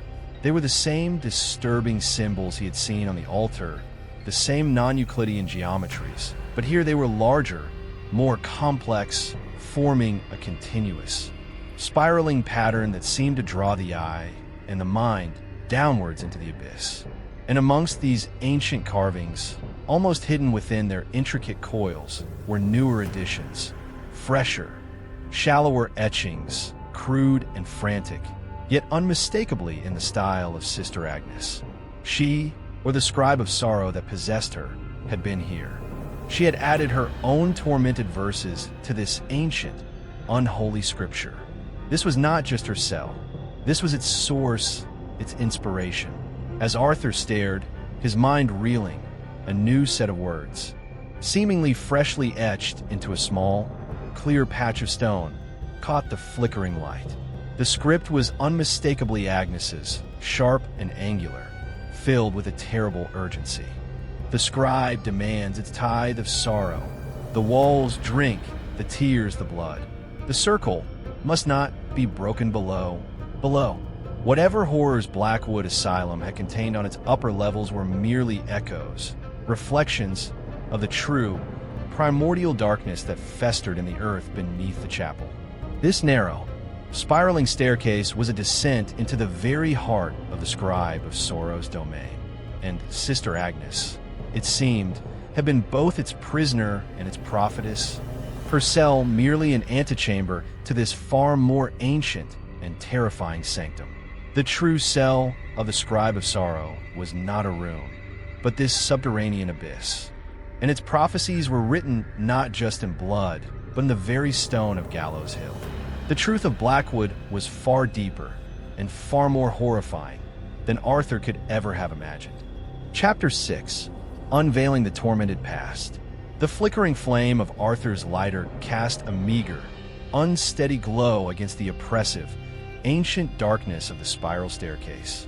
Each downward step he took felt like a descent into a more primal layer of reality, where the rational laws of the world above no longer held sway. The air grew colder, damper, the scent of wet clay and something else, something that reminded him of a butcher's shop, a coppery, metallic tang, becoming almost overpowering. The walls, covered in that horrifying palimpsest of ancient carvings and Sister Agnes's fresher, frantic editions, seemed to close in around him, the spiraling patterns inducing a subtle, disorienting vertigo. He could feel the immense weight of Gallows Hill above him, the centuries of accumulated misery, the raw, elemental power of the earth itself.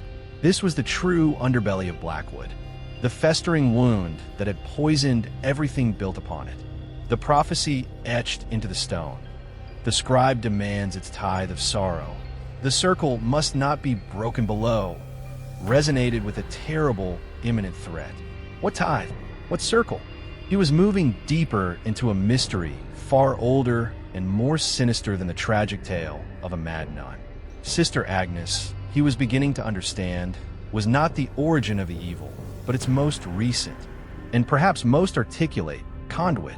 Her torment had been a channel, her blood the ink for a narrative that had been unfolding in this subterranean darkness for eons. The staircase seemed endless, spiraling down into the black heart of the hill.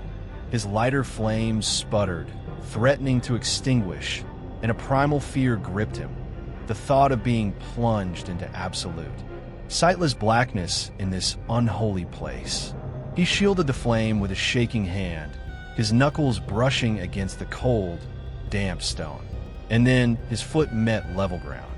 The staircase opened into a surprisingly large, circular chamber, its ceiling lost in the impenetrable darkness far above, supported, it seemed, by massive, roughly hewn stone pillars that disappeared into the gloom like the petrified legs of some colossal, subterranean beast.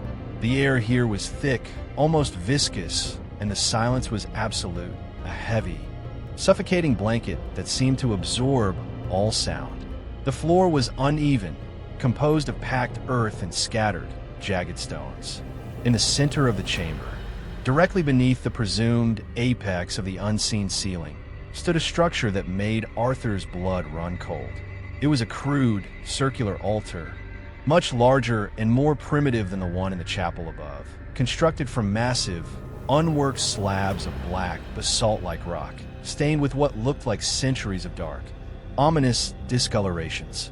And upon this grim, pagan altar lay a single, incongruous object, a small, tattered, leather-bound book no bigger than his own hand. Its cover warped and stained as if it had lain there for decades, exposed to the damp and the darkness. With a growing sense of dread, Arthur approached the altar. The scent of lilies, so prevalent above, was almost absent here, replaced entirely by the raw, earthy smell of the deep earth and that persistent, unsettling metallic tang. As he drew closer, he could see that the surface of the altar was covered in a complex lacework of the same ancient, disturbing symbols he had seen on the stairs, carved deep into the stone. This was undoubtedly the circle the prophecy had warned against breaking. His flashlight, which he'd instinctively tried again and found miraculously functional, though its beam seemed weaker, more diffuse in this oppressive space, fell upon the small book. It was bound in dark, cracked leather, tied shut with a brittle leather thong. It looked ancient, yet somehow preserved, as if protected by the very malevolence of this chamber. With trembling fingers, Arthur reached out and touched it. The leather was cold, almost clammy. He carefully untied the thong, the leather crumbling slightly beneath his touch. He opened the book. The pages were made of a strange, vellum-like material, brittle and yellowed with age. And the script within, it was Sister Agnes's. Her unmistakable, spidery, frantic hand, scrawling across the pages in what looked like faded, brownish ink. Or, he realized with a sickening lurch, dried blood. This was not a printed book. It was a personal journal, a hidden testament. But it was far more than just her daily observations. This was her confession, her attempt to document the horrifying truth of her gift, her descent into the clutches of the Scribe of Sorrow. The first few pages detailed her arrival at Blackwood, her initial confusion and fear, her growing awareness of the asylum's oppressive atmosphere. She wrote of the other inmates, their suffering, their madness, and of her own desperate attempts to cling to her faith, to find solace in prayer. But then, the entries began to change. She described vivid, terrifying dreams, visions of blood and fire, whispers that seemed to emanate from the very stones of her cell. She wrote of an irresistible compulsion to write, to draw, to give form to the horrors that flooded her mind. The scribe whispers. She penned, her script becoming more agitated. It shows me futures woven in agony. It demands I be its tongue, its hand. The walls are not enough. The blood is its ink, my pain its parchment. Arthur read on, his horror mounting with each turn page.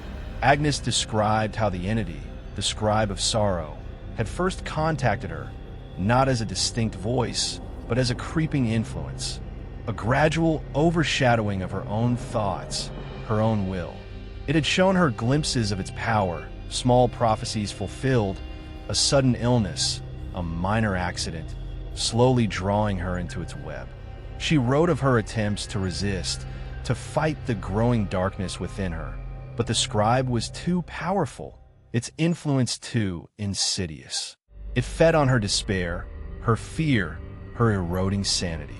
Then came the revelation that made Arthur's heart stop. Agnes described being drawn, as if in a trance, to the asylum's chapel.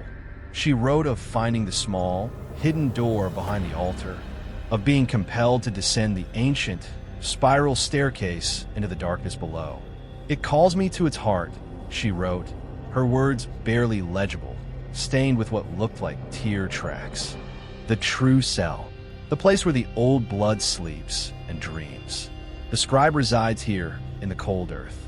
It has been here since before the hill had a name, before man first walked this land. It is the hunger of this place, the sorrow that seeps from the stones." She described this very chamber, the circular altar, the ancient carvings. She wrote that the scribe demanded offerings, not of sacrifice in the traditional sense, but of emotion, of despair, of accurately recorded prophecies. Each fulfilled vision, each documented tragedy, seemed to strengthen it, to bind her more tightly to its will. Her scrawls on the walls of cell 13 were merely practice. Overflow from the true chronicle she was compelled to keep in this subterranean sanctum, the very journal he now held in his hands. This was the scribe's ledger, its testament, penned by its chosen instrument. Agnes wrote of the torment of her foresight, the agony of knowing the suffering that was to come, yet being powerless to prevent it. She detailed some of the prophecies she had recorded in this book, many of them chillingly specific, involving individuals both within and outside the asylum.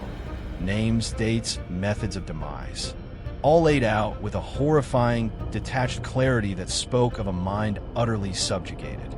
She wrote of Dr. Finch, his skepticism, his eventual dawning fear.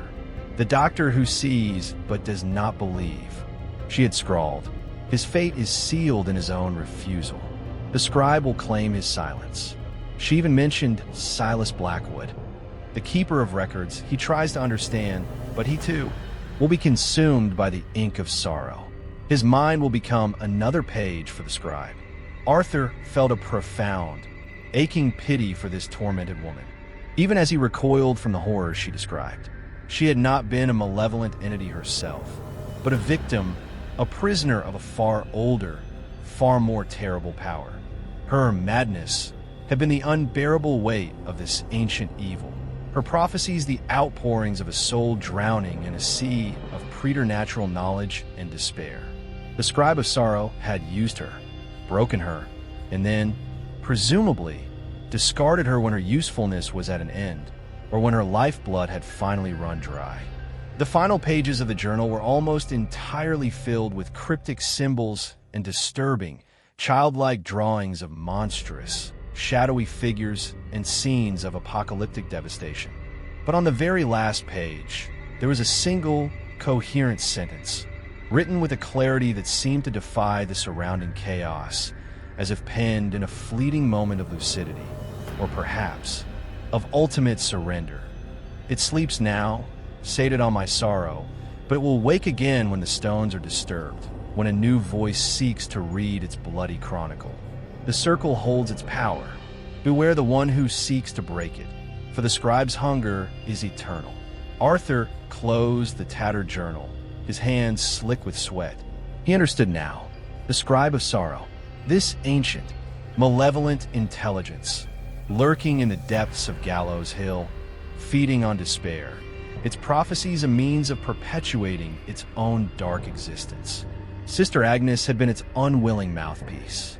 He, by unearthing Finch's journal, by coming to Blackwood, by disturbing the asylum's dormant secrets, had inadvertently begun the process of waking it. The prophecies weren't just echoes of the past. They were the scribe reasserting its influence, testing its new potential conduit. The dead raven, Corvus, Silas Blackwood's fate, these were its initial stirrings, its warnings, its claims.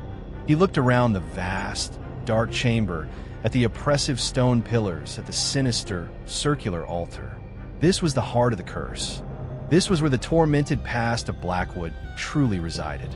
And Sister Agnes's journal, this horrifying chronicle of her subjugation, was the key to understanding its nature, its power, and perhaps its potential undoing.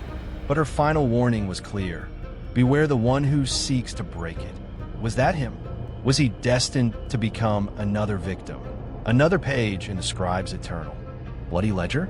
The thought filled him with a cold, profound dread. He had unveiled the tormented past, but in doing so, he had placed himself squarely in the path of an ancient, unspeakable evil. Chapter 7, The Asylum's Bleeding Heart. The weight of Sister Agnes's tattered journal in Arthur's hand was immense, far heavier than its physical mass. It was a conduit to a tormented past, a testament to an ancient, parasitic evil that resided in the very bedrock of Gallows Hill. The Scribe of Sorrow. The name itself evoked a chilling sense of deliberate, almost artistic malevolence. Agnes's final warning. It sleeps now, sated on my sorrow, but it will wake again when the stones are disturbed, when a new voice seeks to read its bloody chronicle, confirmed Arthur's deepest fears. His investigation, his very presence, had been the disturbance. He was the new voice, and the scribe was undeniably stirring. The prophecies were not mere echoes. They were active, targeted manipulations, the entity testing its reach, its power, through him. He looked at the crude, circular altar in the center of the subterranean chamber, its surface covered in those ancient, unsettling symbols. The circle holds its power. Beware the one who seeks to break it. What did it mean? Was the altar itself the focal point, the circle, or did it refer to something larger? A cyclical pattern of suffering and prophecy that the scribe perpetuated? The ambiguity was maddening, terrifying. He knew he was in profound danger, standing in the very heart of this ancient evil's domain. The air was thick with its unseen presence, a palpable pressure against his skin, a cold dread that seeped into his bones. He had to get out of this chamber, back to the relative, though now deeply compromised sanity of the world above. Clutching Agnes's journal, he turned from the altar, his flashlight beam cutting a nervous path towards the narrow opening of the spiral staircase. Every shadow seemed to writhe. Every drip of water from the unseen ceiling above sounded like a footstep. Every gust of subterranean air felt like a cold, spectral breath on his neck. The ascent was even more harrowing than the descent. Each upward step felt like he was pulling himself out of grave. The oppressive atmosphere of the chamber clinging to him, resisting his escape. The ancient carvings on the walls, interspersed with Agnes's frantic additions, seemed to mock him. Their disturbing patterns swimming before his eyes in the flickering beam of his light. When he finally emerged back into the dim, dust-filled chapel, he almost collapsed with relief, gasping for breath as if he had been holding it for an eternity. The air here, though still cold and tainted with the funereal scent of lilies, felt almost fresh compared to the suffocating miasma below. He quickly shut the small wooden door behind the altar, the simple iron latch clicking into place with a sound that seemed woefully inadequate to contain the ancient horror that lurked beneath. He knew it was a futile gesture. The scribe of sorrow was not confined by mere doors or stones. Its influence was pervasive, insidious. He leaned against the cold, damp wall of the chapel, trying to steady his racing heart, his mind reeling from the revelations in Agnes's journal. He now understood the true nature of the curse, the identity of the entity behind it. But understanding was not control. If anything, it only amplified his sense of helplessness. He was caught in a web spun by an ancient, malevolent intelligence, a being that fed on sorrow and used human lives as fodder for its horrifying narratives. As he stood there, trying to gather his thoughts, a new sound reached him, cutting through the oppressive silence of the asylum. It was a faint, rhythmic creaking coming from the direction of the main ward, the section of Blackwood that had housed the majority of its inmates. It was a sound he hadn't heard before, distinct from the groans of the decaying structure. It was the sound of old bed springs, rhythmically compressing and releasing, as if someone or something were sitting or bouncing on one of the asylum's many abandoned beds. But it was accompanied by something else, something far more disturbing, a faint, almost inaudible whimpering, like a child in distress or an animal in pain. Arthur's blood ran cold. After his experiences in Cell 13, the records office, and the subterranean chamber, his first instinct was to flee, to escape Blackwood and never return. But Agnes's journal, her suffering, and the fate of Corvus and Silas Blackwood weighed heavily on him. He had a responsibility, a terrible, unwillingly acquired duty, to understand, perhaps even to intervene. And the sound of that whimpering, so full of a helpless, desolate sorrow, tugged at some deep, almost forgotten well of compassion within him. With a sense of grim inevitability, he left the chapel, its oppressive atmosphere clinging to him like a shroud. He made his way back through the labyrinthine corridors, his flashlight beam his only guide in the encroaching darkness. The rhythmic creaking and the faint whimpering grew louder, more distinct, as he approached the main dormitory ward. This was a vast, cavernous room, lined on both sides with rows upon rows of rusted iron bed frames, their bare springs exposed, their thin, rotted mattresses, where they remained, stained and torn. Dust lay thick as snow, undisturbed for decades. The air was heavy with the scent of despair, the collective misery of countless souls who had spent their nights here, lost in their private hells. The source of the sounds seemed to be coming from the far end of the ward, from a section partially obscured by shadow.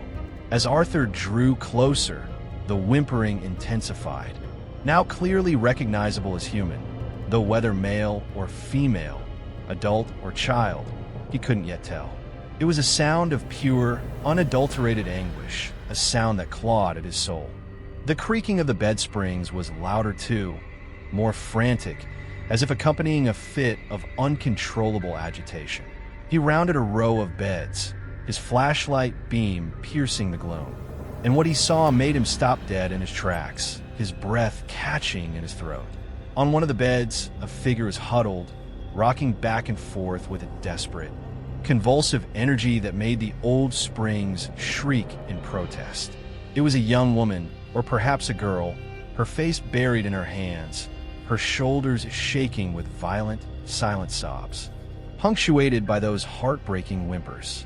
She was dressed in what looked like a simple, old-fashioned hospital gown, her long, dark hair matted and disheveled.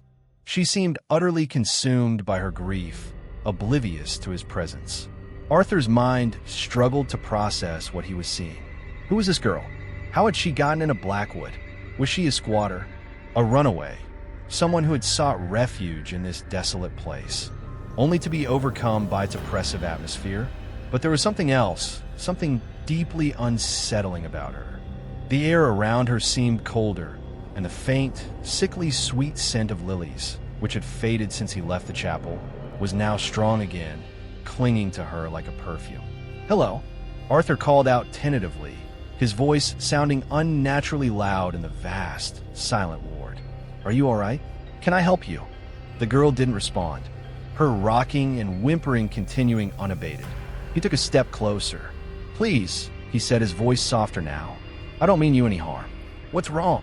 Slowly, agonizingly. The girl lowered her hands from her face, and Arthur felt a scream die in his throat. Her face, it was pale, almost translucent, her features delicate, but her eyes were wide, staring, and utterly vacant like polished stones. And from those vacant eyes, tears of blood were streaming down her pale cheeks, carving crimson trails through the dust and grime, dripping onto the pristine white of her gown, staining it with ghastly, spreading blooms. "The sorrow, it's too much," she whispered, her voice a dry, rustling sound, like dead leaves skittering across a tombstone. "He makes me see. He makes me write. The walls, they drink the pain." Arthur stared, horrified, speechless. This wasn't just a distressed girl. This was something else, something directly connected to the scribe of sorrow, to Sister Agnes's torment. The blood tears, the whispered words echoing Agnes's own desperate cries. Was this a vision? An apparition? Or was this another victim? Another soul ensnared by the asylum's bleeding heart? As he watched, frozen in a mixture of terror and horrified pity, the girl's vacant gaze seemed to focus on him, or perhaps through him. A flicker of something that might have been recognition, or perhaps just a reflection of his own fear, passed through her dead eyes. "The scribe sees you," she rasped. "He knows you read the words. The next verse is for you." The asylum's heart bleeds anew, and then, with a final, shuddering sigh, the girl's head lolled to one side, the bloody tears ceasing their flow. Her body went limp, slumping against the rusted iron bedstead. The rhythmic creaking stopped. The whimpering died away. Silence, profound and absolute, descended upon the ward once more. Arthur rushed forward, his flashlight beam falling on her still form. Her skin was cold, unnaturally so. There was no breath, no pulse. She was gone. Or perhaps she had never truly been there at all, at least not in the way he understood life. He stumbled back, his mind reeling. This was it. This was the asylum's bleeding heart. Not a place, but a state of being, a continuous cycle of suffering and despair, perpetuated by the scribe of sorrow, manifesting through its chosen, tormented vessels. Sister Agnes had been one. This girl, whoever she was, real or spectral, had been another. And her final, chilling prophecy, "The next verse is for you," was a direct, undeniable threat. The scribe of sorrow knew he possessed Agnes's journal. It knew he was deciphering its secrets, and it was preparing a special fate for him. The terror was no longer abstract, no longer confined to ancient texts or historical accounts. It was immediate, personal, and lethally real. Blackwood Asylum had just shown him the price of his curiosity, and the bleeding heart of its curse was now fixed firmly upon him. Chapter 8. Threads of a darker design. The silence in the vast dormitory ward was a physical weight, pressing down on Arthur, suffocating him. The image of the girl with the blood tears, her final, chilling prophecy directed squarely at him, was seared into his mind. "The next verse is for you." The scribe of sorrow was no longer a passive entity. Its influence filtered through ancient texts and historical accounts. It was actively engaging with him, responding to his investigation. Its malevolent intelligence focused on him with an unnerving, predatory precision. The asylum's bleeding heart was not just a metaphor for its accumulated suffering. It was a horrifying, dynamic process, and he was now caught in its sanguineous, inexorable flow. He backed away from the still form on the bed, a cold sweat drenching his clothes. Was she a ghost, a psychic echo of past torment? Or had he witnessed a fresh tragedy? Another soul claimed and discarded by the scribe? The distinction, he realized with a sickening lurch, hardly mattered. The effect was the same, a stark, brutal demonstration of the entity's power and a chilling portent of his own potential fate. He had to get out of this ward, out of Blackwood, but the thought of escape was now tainted with a new, horrifying realization. The scribe's influence was not necessarily confined by physical boundaries. It had reached Corvus miles away. It had manifested on the pages of Silas Blackwood's ledger. Leaving the asylum might not guarantee his safety. It might only delay the inevitable. He forced himself to move, his legs feeling like lead, his gaze darting nervously into the shadowy corners of the ward. Every rusted bedstead, every tattered remnant of a mattress, seemed to hold the potential for a new horror. He retraced his steps, his mind a chaotic maelstrom of fear, revulsion, and a desperate, flickering ember of analytical thought. The girl's words, "He makes me see, he makes me write, the walls, they drink the pain," were a direct echo of Sister Agnes's own tormented confessions in her journal. This confirmed his horrifying suspicion. The Scribe of Sorrow was not a singular event tied to Agnes. It was a recurring pattern, a parasitic cycle that sought out susceptible minds, those attuned to sorrow, to fear, to the psychic residue of places like Blackwood, and turned them into its unwilling chroniclers, its vessels of despair. Agnes's journal, still clutched in his trembling hand, felt like a cursed artifact, a direct link to the scribe's consciousness. He knows you read the words. The entity was aware of his knowledge, of his possession of its previous vessel's testament. This was no longer a one-sided investigation. It was a terrifying two-way communication. And he was on the receiving end of a malevolent intelligence, far older and more powerful than he could comprehend.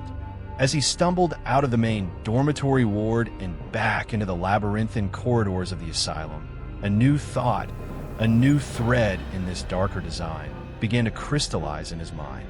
The prophecies, they weren't just random acts of terror or foreknowledge. They seemed to follow a certain internal logic, a gruesome, thematic consistency. The Raven, mirroring Agnes's imagery. Silas Blackwood, mirroring her method of exsanguination and her connection to written records. The girl in the ward, mirroring Agnes's blood tears and her role as a tormented seer. What if the scribe wasn't just predicting events, but actively shaping them, orchestrating them, to fit a pre-existing, perhaps ancient, narrative pattern? What if its prophecies were not merely foresight, but a form of dark, creative composition, using human lives as its gruesome raw material? This horrifying idea opened up a new avenue of dread. If the scribe was composing a narrative, and if the next verse is for you, then what role had it cast for him? Would his fate mirror that of Dr. Finch, the skeptical investigator who vanished? Or was there some other, even more terrible, pattern he was destined to fulfill? He thought back to the ancient carvings in the subterranean chamber beneath the chapel. The symbols that predated Agnes, that predated Blackwood itself. This was a design that stretched back into an unthinkably remote past. Sister Agnes, Silas Blackwood, Dr. Finch, the girl with the blood tears, and now Arthur Pendleton. They were perhaps just the latest characters in an ancient, ongoing tragedy. Their lives and deaths, mere stanzas in the Scribe of Sorrow's eternal, horrifying poem. He found himself back in the central administrative wing, near the records office where he had discovered Silas Blackwood's diary. The silence here was still profound, but it felt different now, charged with a more active, focused malevolence. He paused, his gaze drawn to a large, faded map of the Blackwood Asylum grounds and the surrounding Gallows Hill area, pinned to a corkboard on the wall, its paper yellowed and brittle with age. He had glanced at it before, but now he studied it with a new intensity, searching for any clue, any anomaly that might shed light on this darker design.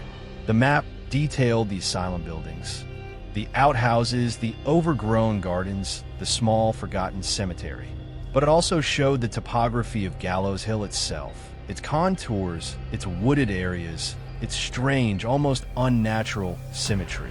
And then he saw it.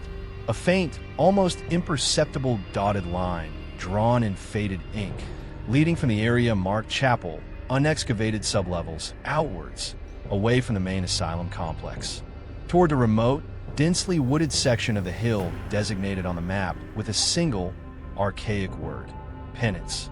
Penance Peak. The name sent a shiver down his spine. Penance, a place of atonement, of suffering, of self-mortification. What connection did this remote, forgotten location have to the Scribe of Sorrow, to the subterranean chamber beneath the chapel? Was this where the circle Agnes had warned against breaking truly lay? Or was it something else entirely? Another hidden facet of Blackwood's cursed history? The dotted line on the map was clearly old, part of the original survey, yet seemed deliberately faint, almost obscured, as if someone had tried to erase it, or at least to make it less noticeable. A new, desperate thought began to form in Arthur's mind. If the Scribe of Sorrow was an ancient entity tied to the very land itself, then its influence might not be confined to the asylum buildings. The subterranean chamber was clearly a focal point, but what if there were others? What if Penance Peak was another such nexus? Perhaps even an older, more primary one? Silas Blackwood's diary had mentioned Agnes's scrawls about a darkness uncoiling beneath the chapel, but also hinted at her visions encompassing the whole of this cursed hill. Could Penance Peak hold a key to understanding the scribe's true nature, its origins, its ultimate purpose? Or was this just another lure, another thread in the scribe's intricate, deadly web, designed to draw him further into its clutches? The risk was immense. Every step he took deeper into Blackwood's mysteries seemed to invite fresh horrors, fresh manifestations of the curse. Yet, the alternative, to wait passively for the next verse to unfold, for the scribe to enact its plans for him, was equally terrifying, if not more so. He looked again at Agnes's journal, its tattered pages filled with her tormented visions. Were there clues within its bloody script that he had missed, references to Penance Peak, to the deeper, more ancient aspects of the scribe's domain? He had been so focused on the immediate prophecies, the ones that seemed to directly impact him and those connected to Blackwood's recent past, that he hadn't yet fully analyzed the more cryptic, symbolic sections of her writings, the parts that spoke of the old blood, the sleeping stones, the hunger of the hill. A new, horrifying possibility began to dawn. What if the Scribe of Sorrow wasn't just a passive recorder or a localized haunter, but an intelligence with a plan, a design that extended far beyond the walls of Blackwood Asylum? What if its tithe of sorrow was not just an arbitrary feeding, but fuel for something larger, something that had been slowly building, perhaps for centuries, in the dark heart of Gallows Hill? The threads of a darker design were not just confined to individual fates. They might be woven into a tapestry of far greater, more apocalyptic significance. And Penance Peak, that forgotten, ominously named promontory, might be where the true pattern, the horrifying master plan of the Scribe of Sorrow, was about to be revealed. Arthur knew, with a certainty that chilled him to the core, that despite the terror, despite the overwhelming odds, he had to follow that faint, dotted line. The scribe had cast him in its narrative, and the only way to potentially change the ending was to understand the entire story, no matter how horrifying its ultimate revelation might be. The asylum was not just a container of sorrow. It was a cog in a much larger, much more ancient, and far more terrifying machine. Chapter 9. The Weight of Unholy Utterances. The decision to investigate Penance Peak, to follow that faint, unsettling dotted line on the asylum's archaic map, settled upon Arthur with the grim finality of a death sentence accepted. Every instinct screamed at him to flee Blackwood, to escape Gallows Hill and its insidious, ancient inhabitant. Yet, the chilling words of the blood-crying girl, "The next verse is for you," and the horrifying realization that the Scribe of Sorrow was actively weaving him into its dark narrative, negated any hope of simple escape. He was ensnared. His only recourse, however slim, however perilous, lay in understanding the full scope of the scribe's design. In confronting the unholy utterances that had shaped Blackwood's cursed history and now threatened to dictate his own, he returned to the relative sanctuary of the Asylum's library, a less overtly threatening space than the wards or the records office, though still permeated with the pervasive scent of decay and forgotten knowledge. Here, amidst towering shelves of moldering books and scientific journals that had once sought to categorize and comprehend the very madness Blackwood now embodied, he spread out Sister Agnes's tattered journal, Silas Blackwood's desperate diary, and Dr. Finch's more clinical, yet equally disturbed account. He needed to re-examine them, to search for any mention, however oblique, of Penance Peak, any clue that might illuminate the scribe's deeper machinations. The light filtering through the grimy library windows was weak, the sky outside remaining a perpetual, bruised twilight. Arthur worked with a feverish intensity, his fingers tracing the spidery, blood-faded script of Agnes's journal, his mind racing to connect the fragmented prophecies, the cryptic symbols, the desperate pleas. He found numerous references to the hill's hunger, to the stones that weep old sorrows, to the ancient compacts sealed in blood and shadow. But Penance Peak itself was not explicitly named. Instead, there were oblique, chilling allusions.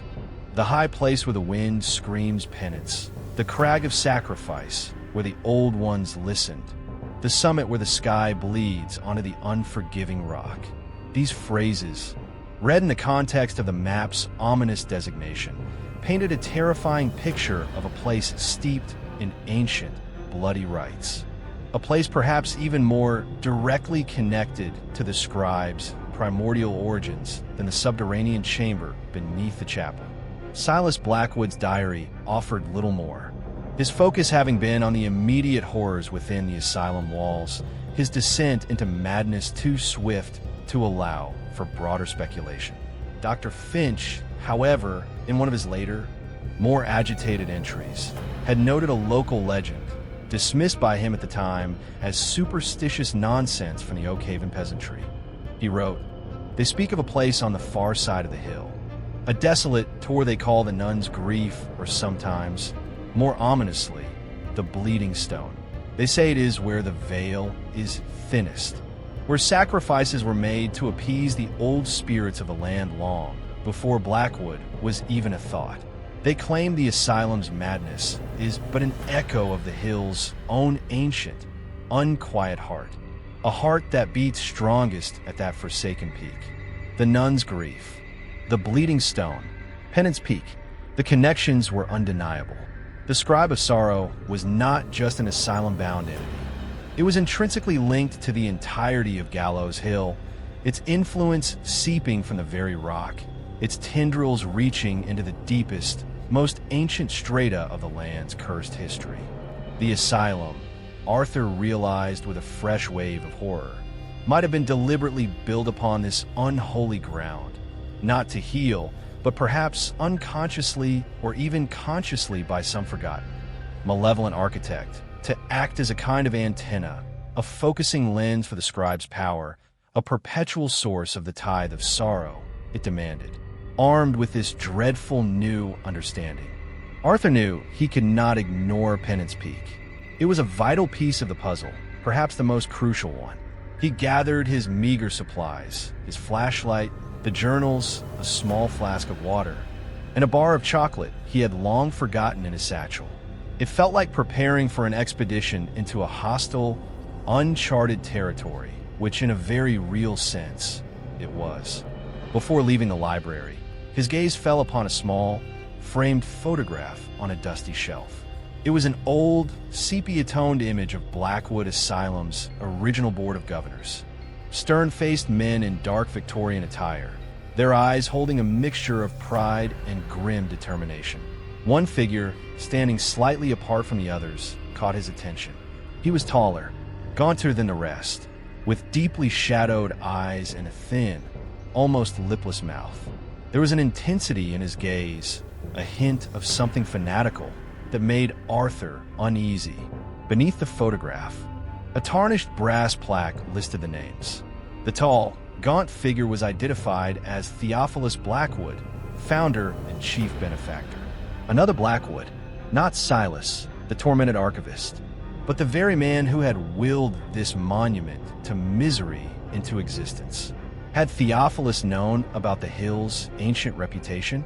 Had he, in his zeal, or perhaps his own hidden madness, deliberately chosen this cursed ground? The thought added another layer to the scribe's intricate, centuries-old design, leaving the asylum by the same rotted service door he had first entered. Arthur felt the oppressive weight of its gaze follow him. The path towards Penance Peak, as indicated by the faint dotted line on his mental map, led away from the main complex across a desolate, windswept stretch of moorland that formed the western flank of Gallows Hill.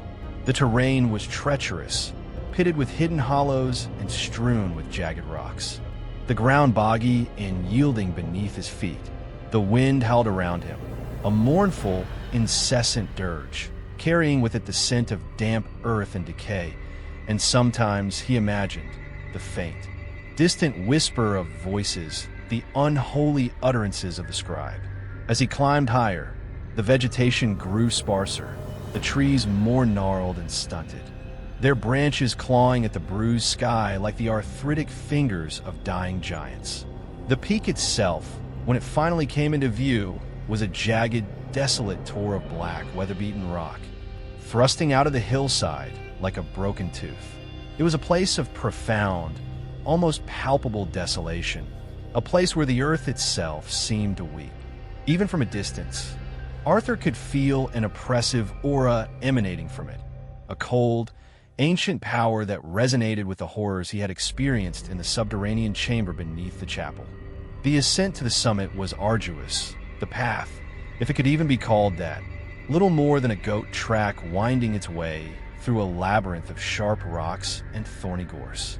Several times, he stumbled, his hands scraped raw by the unforgiving stone. The silence here was different from that of the asylum. It was not the silence of decay and forgotten suffering, but the silence of immense antiquity, of a power that had brooded here since the dawn of time. He felt like an insignificant intruder, a trespasser on sacred, or rather unhallowed, ground. As he neared the summit, he began to see them, more carvings. Not the frantic scrawls of Agnes, nor the intricate symbols he had seen in the chamber, but something even older, more primitive. Crude, deeply incised petroglyphs depicting stick-like human figures with upraised arms, strange, horned beasts, and complex spiral patterns that seemed to draw the eye inwards, towards some unseen abyss. These were the marks of the old ones Finch had mentioned, the ancient inhabitants of this hill who had made their sacrifices here, who had listened to the whispers of the scribe of sorrow long before Blackwood Asylum was even a dream in Theophilus Blackwood's mind. The summit of Penance Peak was a small, flat plateau of bare rock, scoured clean by centuries of wind and rain.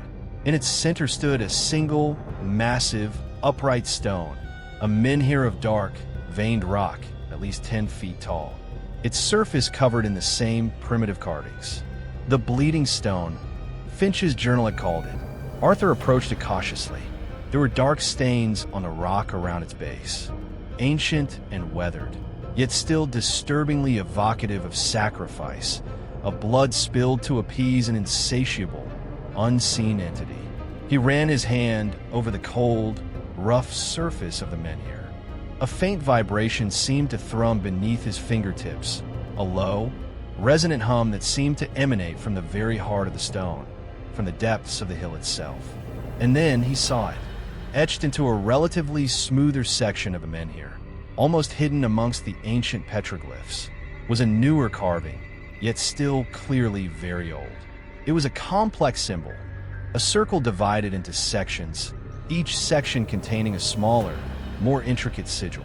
It was a design he had seen before on the altar in the subterranean chamber, and he now realized with a jolt of horrified recognition, in the more elaborate, almost calligraphic sections of Sister Agnes's prophecies in her journal.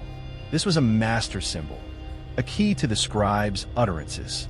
As he stared at the symbol, trying to decipher its meaning, the wind around Penance Peak seemed to intensify, howling like a chorus of tormented souls. The sky, already a bruised, oppressive gray, darkened further, as if a storm were about to break. And then he heard it, a voice, not a physical voice, but a whisper in his mind, cold and ancient, resonant with an unutterable sorrow and an equally profound, insatiable hunger. The scribe sees, the scribe knows. The circle nears completion. The final verse awaits its ink. Arthur stumbled back from the menhir, his heart pounding, his mind reeling. This was not just a place of ancient worship. It was a direct conduit to the scribe of sorrow, a place where its unholy utterances were not just recorded, but perhaps amplified, broadcast. He had sought to understand the darker design, and now he was face to face with its architect, its consciousness pressing in on him, the weight of its ancient, malevolent while threatening to crush his sanity. The unholy utterances were no longer confined to dusty journals or blood-soaked walls. They were alive, speaking directly to him, promising a horrifying culmination. He was trapped, not just within Blackwood's cursed grounds, but within the scribe's unfolding, apocalyptic narrative. And Penance Peak, it seemed, was the stage upon which his own final, terrible verse was about to be performed. Chapter 10. Whispers from Beyond the Veil. The voice of the scribe of sorrow, a chilling, internal whisper that bypassed the ears and resonated directly within the chambers of Arthur's mind, sent a shockwave of pure, unadulterated terror through him. It was not merely a sound, but a presence, ancient and vast, its sorrow a crushing weight, its hunger a tangible, predatory force. The circle nears completion. The final verse awaits its ink. The words, though ephemeral, seemed to etch themselves onto his very soul, a horrifying confirmation of his deepest fears. He was not just an investigator, not just a victim. He was a designated component in the scribe's grand, malevolent design, a final, necessary ingredient for some terrible culmination. He staggered away from the menhir, the wind whipping at his clothes, its mournful howl now sounding like the scribe's triumphant, sorrowful exhalation. The sky above Penance Peak had grown almost black, the air thick and electric, as if reality itself were warping around this ancient, unholy nexus. The primitive petroglyphs on the surrounding stones seemed to writhe and shift in the dim, stormy light, the stick-like figures appearing to dance a grotesque, silent jig, their upraised arms beckoning him towards some unseen abyss. He had to escape this place. The oppressive power of Penance Peak, the direct, psychic assault of the scribe, was overwhelming his senses, eroding his sanity. He turned to flee, to scramble back down the treacherous path, but his legs felt heavy, unresponsive, as if mired in some unseen, viscous substance. It was an effort of supreme will to take even a single step. The scribe's influence was not just mental. It was physical, a palpable force that sought to bind him here, to hold him captive on this sacrificial altar. As he fought against this unseen restraint, the whispers intensified, no longer forming coherent words, but a cacophony of disembodied voices, a chorus of sorrow and despair. He heard the whimpering of the blood-crying girl, the frantic, terrified scribbling of Sister Agnes, the choked pleas of Silas Blackwood, the distant, academic tones of Dr. Finch, all interwoven with older, more guttural sounds, the echoes of ancient rites, of sacrifices made to the insatiable hunger of the hill. It was as if the veil between worlds had not just thinned here. It had been torn asunder, and he was standing on the precipice of a raw, unfiltered abyss of collective human suffering, orchestrated and amplified by the scribe of sorrow. He clutched his head, trying to block out the overwhelming psychic assault, but the whispers were inside him, echoing in the hollows of his mind, mingling with his own thoughts, threatening to subsume his identity. He squeezed his eyes shut, but images flooded his vision. flashes of blood on stone, of shadowed figures moving in firelight, of Sister Agnes's tormented face, her eyes burning with a terrifying, prophetic light, of his own hand, stained with crimson, scrawling incomprehensible symbols onto a weeping wall. The scribe was showing him its power, its history, and perhaps his own terrible, predetermined future. Desperation lent him a surge of adrenaline. With a strangled cry, he broke free from the psychic paralysis, stumbling, almost falling down the initial slope of Penance Peak. The wind shrieked around him, tried to pull him back. The voices in his mind growing louder, more insistent, a maelstrom of torment and command. He scrambled over the jagged rocks, his hands bleeding, his clothes tearing, driven by a primal instinct to escape the epicenter of the scribe's power. As he put some distance between himself and the summit, the intensity of the psychic assault began to lessen. The cacophony of voices receding slightly, though the cold, internal whisper of the scribe remained, a constant, chilling undercurrent. He didn't dare look back at the menhir at that dark, brooding pinnacle where the veil between worlds had been so terrifyingly breached. He focused only on the path ahead, on putting as much distance as possible between himself and that unholy place. The descent was a blur of fear and frantic effort. When he finally reached the moorland at the base of Penance Peak, he collapsed onto the damp, boggy ground, gasping for breath, his body trembling uncontrollably. The sky above was still dark and stormy, but the immediate, overwhelming pressure on his mind had eased. He was still within the scribe's domain, still on Gallows Hill, but he was no longer in its direct, unfiltered presence. He lay there for what seemed like an eternity, the cold dampness of the earth seeping into his clothes, his mind struggling to process the horror he had just experienced. The whispers from beyond the veil had been more than just a supernatural encounter.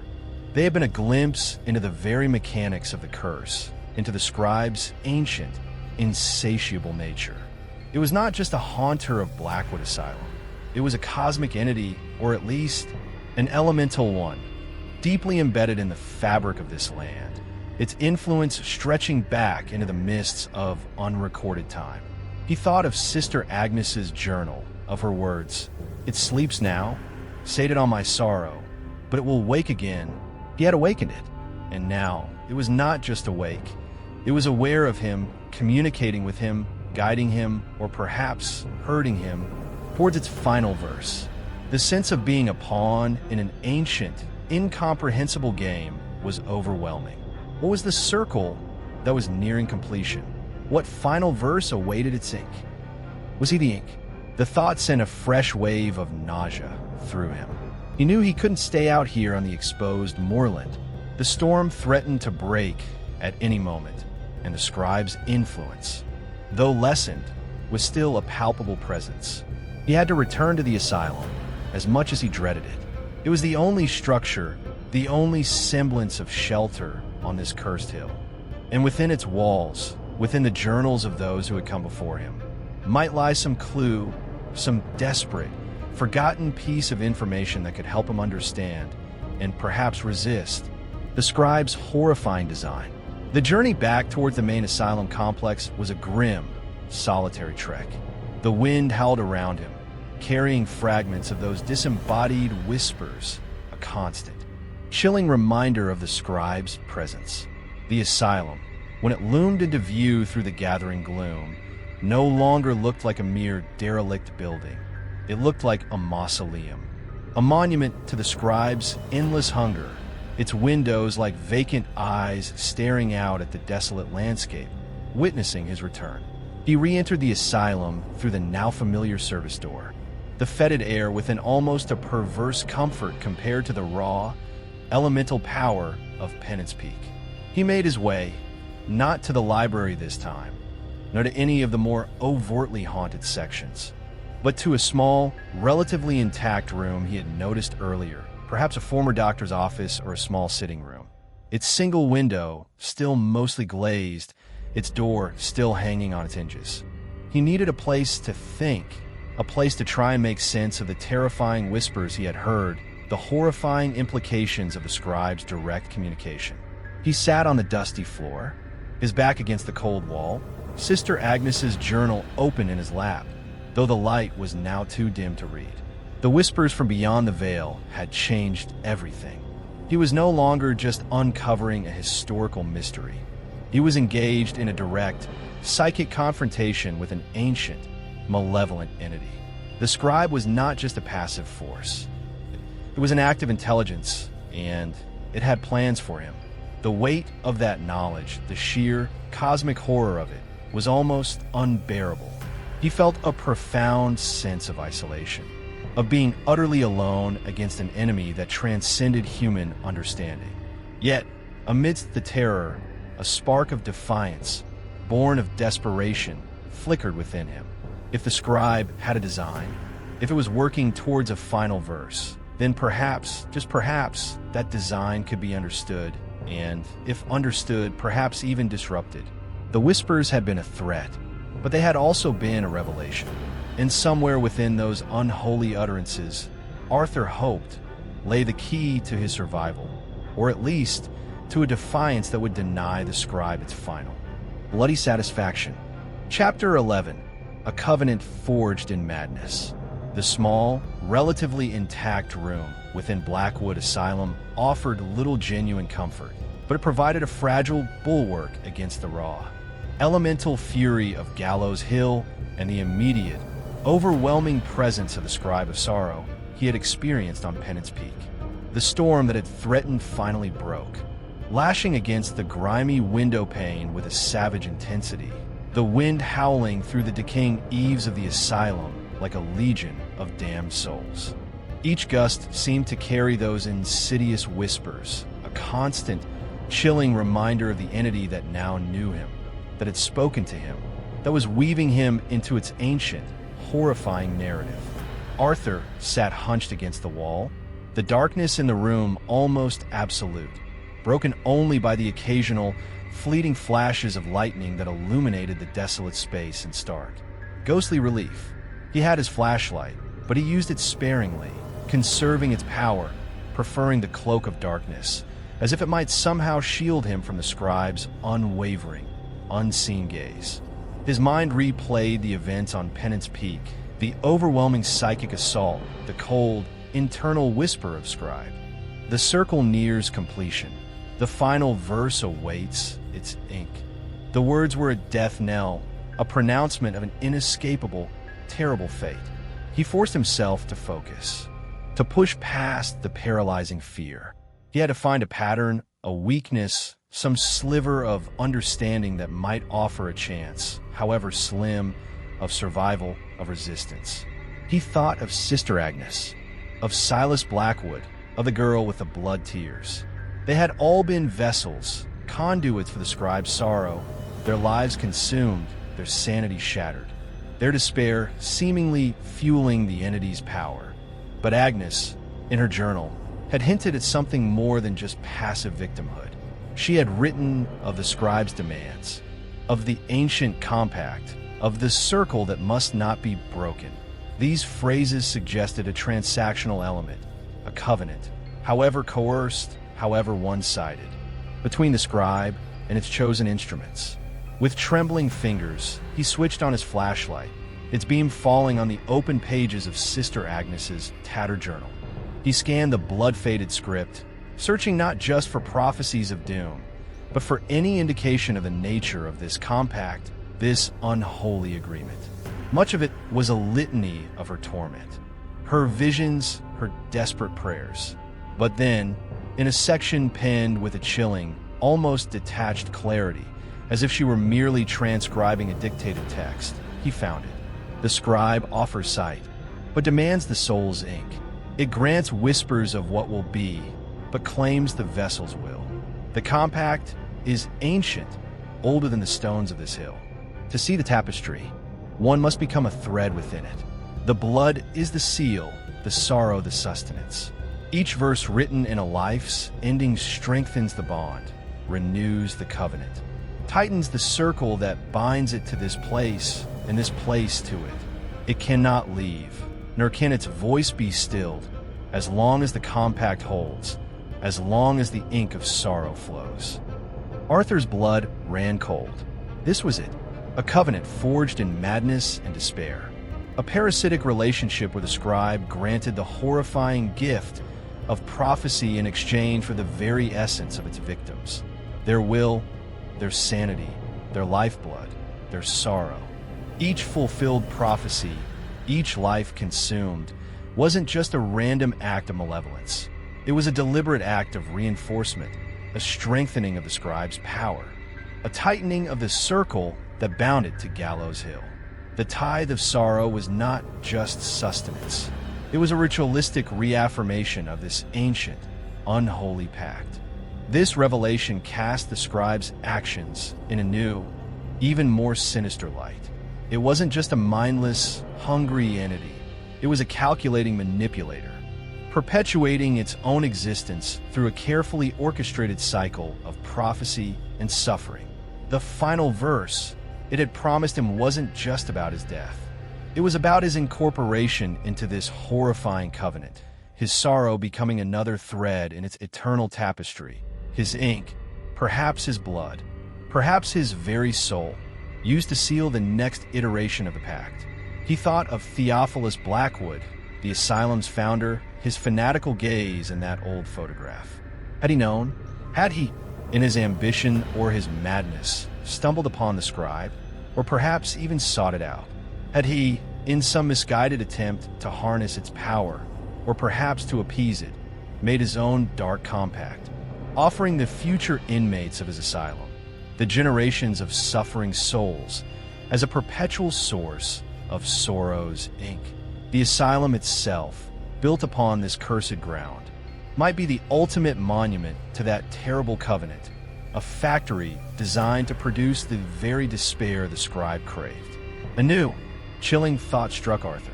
If the covenant required a vessel, a voice, and if Sister Agnes had been the last, her sorrow sating the scribe for a time, then his arrival, his unearthing of her journal, his reading of the bloody chronicle, had signaled the need for a new vessel. The scribe was waking because its covenant needed renewal. Its hunger was stirring anew. And he, Arthur Pendleton, historian and seeker of forgotten truths, was its chosen candidate. But if there was a compact, a covenant, could it be broken? Agnes's words offered a sliver of horrifying hope. It cannot leave, nor can its voice be stilled, as long as the compact holds. This implied that if the compact didn't hold, if the circle was broken, the scribe's power might be diminished, perhaps even severed. But how? How could one break a pact with an entity that transcended time and sanity? An entity whose very essence was woven into the fabric of this cursed land. He searched Agnes's journal again, his flashlight beam dancing across the disturbing symbols and frantic script. He found references to the sleeping stones, to the heart beneath the hill, to the ritual of unmaking. But these were fragmented, cryptic, obscured by her own terror and the scribe's suffocating influence. It was as if she had glimpsed a way out, a path to severing the covenant, but had been unable, or perhaps forbidden, to articulate it clearly. The storm outside raged on, the wind shrieking like the scribe's own tormented voice. Arthur felt a profound sense of despair. He was one man against an ancient, cosmic evil, armed with nothing but the fragmented ramblings of its previous victims. Yet the alternative to surrender, to become another bloody verse in the scribe's eternal poem, was unthinkable. He remembered Silas Blackwood's final, desperate plea in his diary. The chapel, the heart, it must be sealed, and Agnes's own warning, etched on the wall of the spiral staircase. The circle must not be broken below. These seemed contradictory. Silas had wanted to seal something, Agnes to prevent something from being broken. But what if they were referring to different aspects of the same horrifying mechanism? What if the heart Silas spoke of was the scribe's connection to the physical world, its anchor in the subterranean chamber, and the circle Agnes feared breaking was the covenant itself? The cycle of sorrow that sustained it? A desperate, terrifying idea began to form in Arthur's mind, a plan so audacious, so perilous, that it bordered on madness itself. If the scribe fed on sorrow, if its power was renewed by the fulfillment of its prophecies, by the despair of its victims, then perhaps the way to break the covenant was not to flee, not to hide, but to confront it, to refuse to provide the ink it demanded, to somehow disrupt the narrative it was trying to write. But how? How could he refuse an entity that could whisper in his mind, that could manipulate reality, that had already claimed the lives and sanity of so many before him? He thought of the men here on Penance Peak, the master symbol carved upon it, the place where the scribe's voice had been strongest. He thought of the circular altar in the subterranean chamber, the true heart of its domain. These were its nexuses of power, the places where the veil was thinnest, where the covenant was perhaps most potently manifest. If he were to attempt to break this unholy pact, it would have to be there in the very teeth of the beast. The plan was insane, suicidal even. But as the storm raged outside and the whispers of the scribe echoed in the periphery of his consciousness, Arthur felt a grim resolve solidify within him. He would not be a passive victim. He would not be another easily consumed soul. He would take the fight to the scribe, armed with the knowledge gleaned from its tormented past. He would try to understand the ritual of unmaking that Agnes had only hinted at. He would try to seal the heart, to break the circle, to defy the covenant forged in madness. It was a fool's hope, perhaps, but it was the only hope he had left. The Scribe of Sorrow had demanded its final verse. Arthur Pendleton decided he would attempt to write his own. Chapter 12, The Unraveling Sanity. The hours that followed Arthur's desperate resolution were a blur of feverish activity and encroaching psychological torment. The storm outside Blackwood Asylum continued its relentless assault, a fitting soundtrack to the tempest raging within his own mind. Sleep was an impossibility. Every time he closed his eyes, the scribe's whispers intensified, twisting his thoughts, conjuring horrifying visions of blood-soaked altars, of his own hands scrawling frantic, crimson prophecies of the faces of Agnes, Silas, and the blood-crying girl, their eyes accusing, their voices merging into a chorus of despair. His sanity, already frayed by the horrors he had witnessed, felt like a taut string, moments from snapping.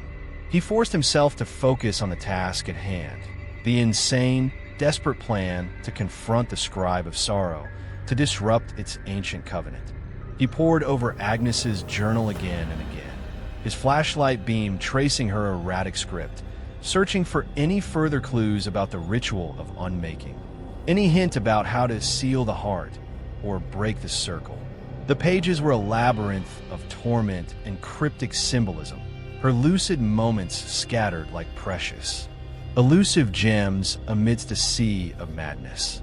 He found repeated references to the mirroring dark, the reversal of the flow, the silence that stars.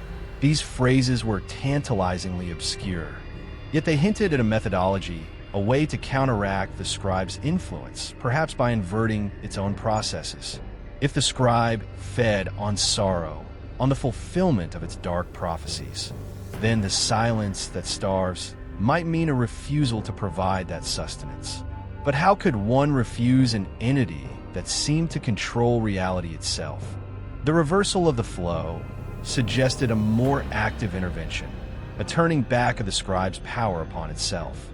And the mirroring dark, that was the most enigmatic of all. Did it refer to a confrontation, a reflection of its own malevolence? Arthur's mind, teetering on the brink, began to grasp at these fragments, trying to weave them into a coherent strategy. He knew the confrontation would have to take place at one of the scribe's nexuses of power, either the subterranean chamber beneath the chapel or, more perilously, Penance Peak itself. The latter seemed the more potent, the more direct conduit, but also the more dangerous. Yet it was there at the menhir that the scribe had spoken to him most clearly, where its presence had been most overwhelming. If he were to attempt a reversal of the flow, It would have to be at the source of its strongest emanations. As dawn approached, the storm began to subside, leaving behind a bruised, weeping sky and an eerie, preternatural stillness. The silence within Blackwood was almost more unnerving than the rage of the storm. It felt charged, expectant, as if the asylum itself were holding its breath, anticipating the scribe's final verse. Arthur knew he couldn't delay. His own mental fortitude was rapidly deteriorating. The whispers were becoming more insidious, harder to distinguish from his own thoughts. He was experiencing moments of disorientation, flashes of paranoia where the decaying walls of the asylum seemed to writhe and breathe, where the shadows in the corners seemed to coalesce into menacing, vaguely human shapes. He saw fleeting images of Corvus, his neck broken, of Silas Blackwood, his eyes wide with terror, his hands stained with his own blood. These were not just memories. They were intrusive, vivid hallucinations, the scribe's tendrils tightening their grip on his psyche. He gathered the 3 journals, Agnes's, Silas's, and Finch's, tucking them securely into his satchel. They were his only weapons, his only testament, his only hope of maintaining a fragile grip on his own narrative against the scribe's overwhelming influence. He ate the last of his chocolate, the sweetness a bizarre contrast to the bitter taste of fear in his mouth. He took a long drink of water, trying to quell the tremors that racked his body. He was not a hero, not a warrior. He was a historian, a scholar, a man of books and quiet contemplation, thrust into a horrifying, unwinnable war against an ancient cosmic entity. Yet, a grim, almost fatalistic determination had taken root. If he was to be consumed, he would not go silently. He would not become another passive ink for the scribe's bloody chronicle. Leaving the small room, he began the long, solitary trek back towards Penance Peak. The asylum seemed to watch him go, its empty windows like vacant eyes following his progress. The air was cold, heavy with moisture, the ground slick and treacherous. As he crossed the desolate moorland, the whispers began to intensify again, coiling around his thoughts, trying to distract him, to dissuade him, to break his resolve. Futility, all sorrow flows to the scribe. Your struggle is but a fleeting note in an eternal lament. He gritted his teeth, focusing on the image of Penance Peak. On the task ahead, try to build a mental wall against the insidious psychic assault. The ascent to the summit was a torment. His body ached, his mind reeled. The primitive petroglyphs on the stones seemed to leer at him, their spiral patterns drawing him into a dizzying vortex. Several times he stumbled, his vision blurring, the whispers threatening to overwhelm him. He saw Agnes, her face pale and tear-streaked, beckoning him forward, her voice a mournful sigh on the wind. He saw Theophilus Blackwood, his eyes burning with a fanatic's zeal, urging him towards some unseen, terrible consummation. Were these real apparitions, or just figments of his unraveling sanity? Projections of the scribe's manipulative power? He no longer knew. The line between reality and hallucination had become terrifyingly, irrevocably blurred. When he finally reached the summit of Penance Peak, he was gasping for breath, his clothes soaked with sweat and grime, his mind a battlefield. The great menhir stood like a dark, brooding sentinel in the center of the rocky plateau, its surface radiating a palpable coldness, a profound, ancient malevolence. The sky above was a turbulent canvas of gray and black, the air thick with an almost unbearable tension. The scribe was here. Its presence was a crushing weight, a suffocating blanket of sorrow and hunger. The ink is ready. The verse awaits. The whisper in his mind was no longer questioning, no longer cajoling. It was a statement of intent, a pronouncement of imminent triumph. Arthur forced himself to stand firm, to face the menhir. He took Agnes's journal from his satchel, its tattered pages fluttering in the cold wind. This was it, the moment of confrontation. His plan, if it could even be called that, was born of desperation and a fragile interpretation of Agnes's cryptic clues. The mirroring dark. He had to reflect the scribe's power back upon itself. The reversal of the flow. He had to disrupt its narrative. The silence that starves. He had to refuse to provide the sorrow it craved. But how? As he stood there, his mind racing, the scribe's influence surged, more powerful than ever before. The world around him began to distort. The rocks of penance, peaks seeming to twist and flow like molten wax. The sky above swirling into a terrifying, a Rorschach blot of cosmic despair. He felt his own identity, his own memories, his own thoughts beginning to fragment, to unravel, to be absorbed into the scribe's vast, ancient consciousness. He was losing himself. The scribe was not just trying to claim his sorrow. It was trying to erase him, to rewrite him, to make him a blank page upon which it could scrawl its final, horrifying verse. Panic, raw and primal, threatened to overwhelm him. He was failing. His sanity was shattering. The scribe was too powerful, its influence too absolute. He was just another insect caught in its ancient, cosmic web.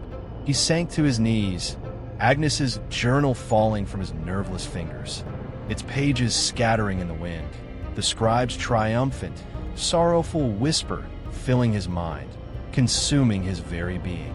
This was the end. The unraveling was complete. The scribe of sorrow had won. Chapter 13, the apocalyptic verse. As Arthur knelt on the cold, unforgiving stone of penance peak, his sanity crumbling, the scribe of sorrows triumphant. Internal whisper swelled into a deafening chorus of despair. The world around him dissolved into a terrifying, phantasmagoric landscape, the sky bleeding impossible colors, the rocks themselves seeming to weep black, viscous tears. His own thoughts were no longer his own. They were fragments of Agnes's torment, Silas's terror, the collective anguish of 1,000 forgotten souls, all swirling within the scribe's vast, insatiable consciousness.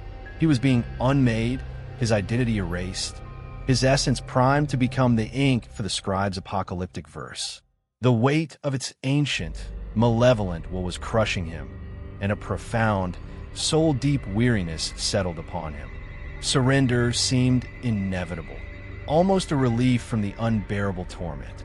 But then, amidst the cacophony, amidst the unraveling, a single, clear thought, undeniably his own, pierced through the psychic maelstrom.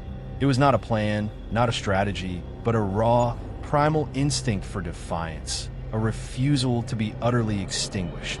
It was the memory of Corvus, his gentle raven, its life so cruelly, senselessly snuffed out.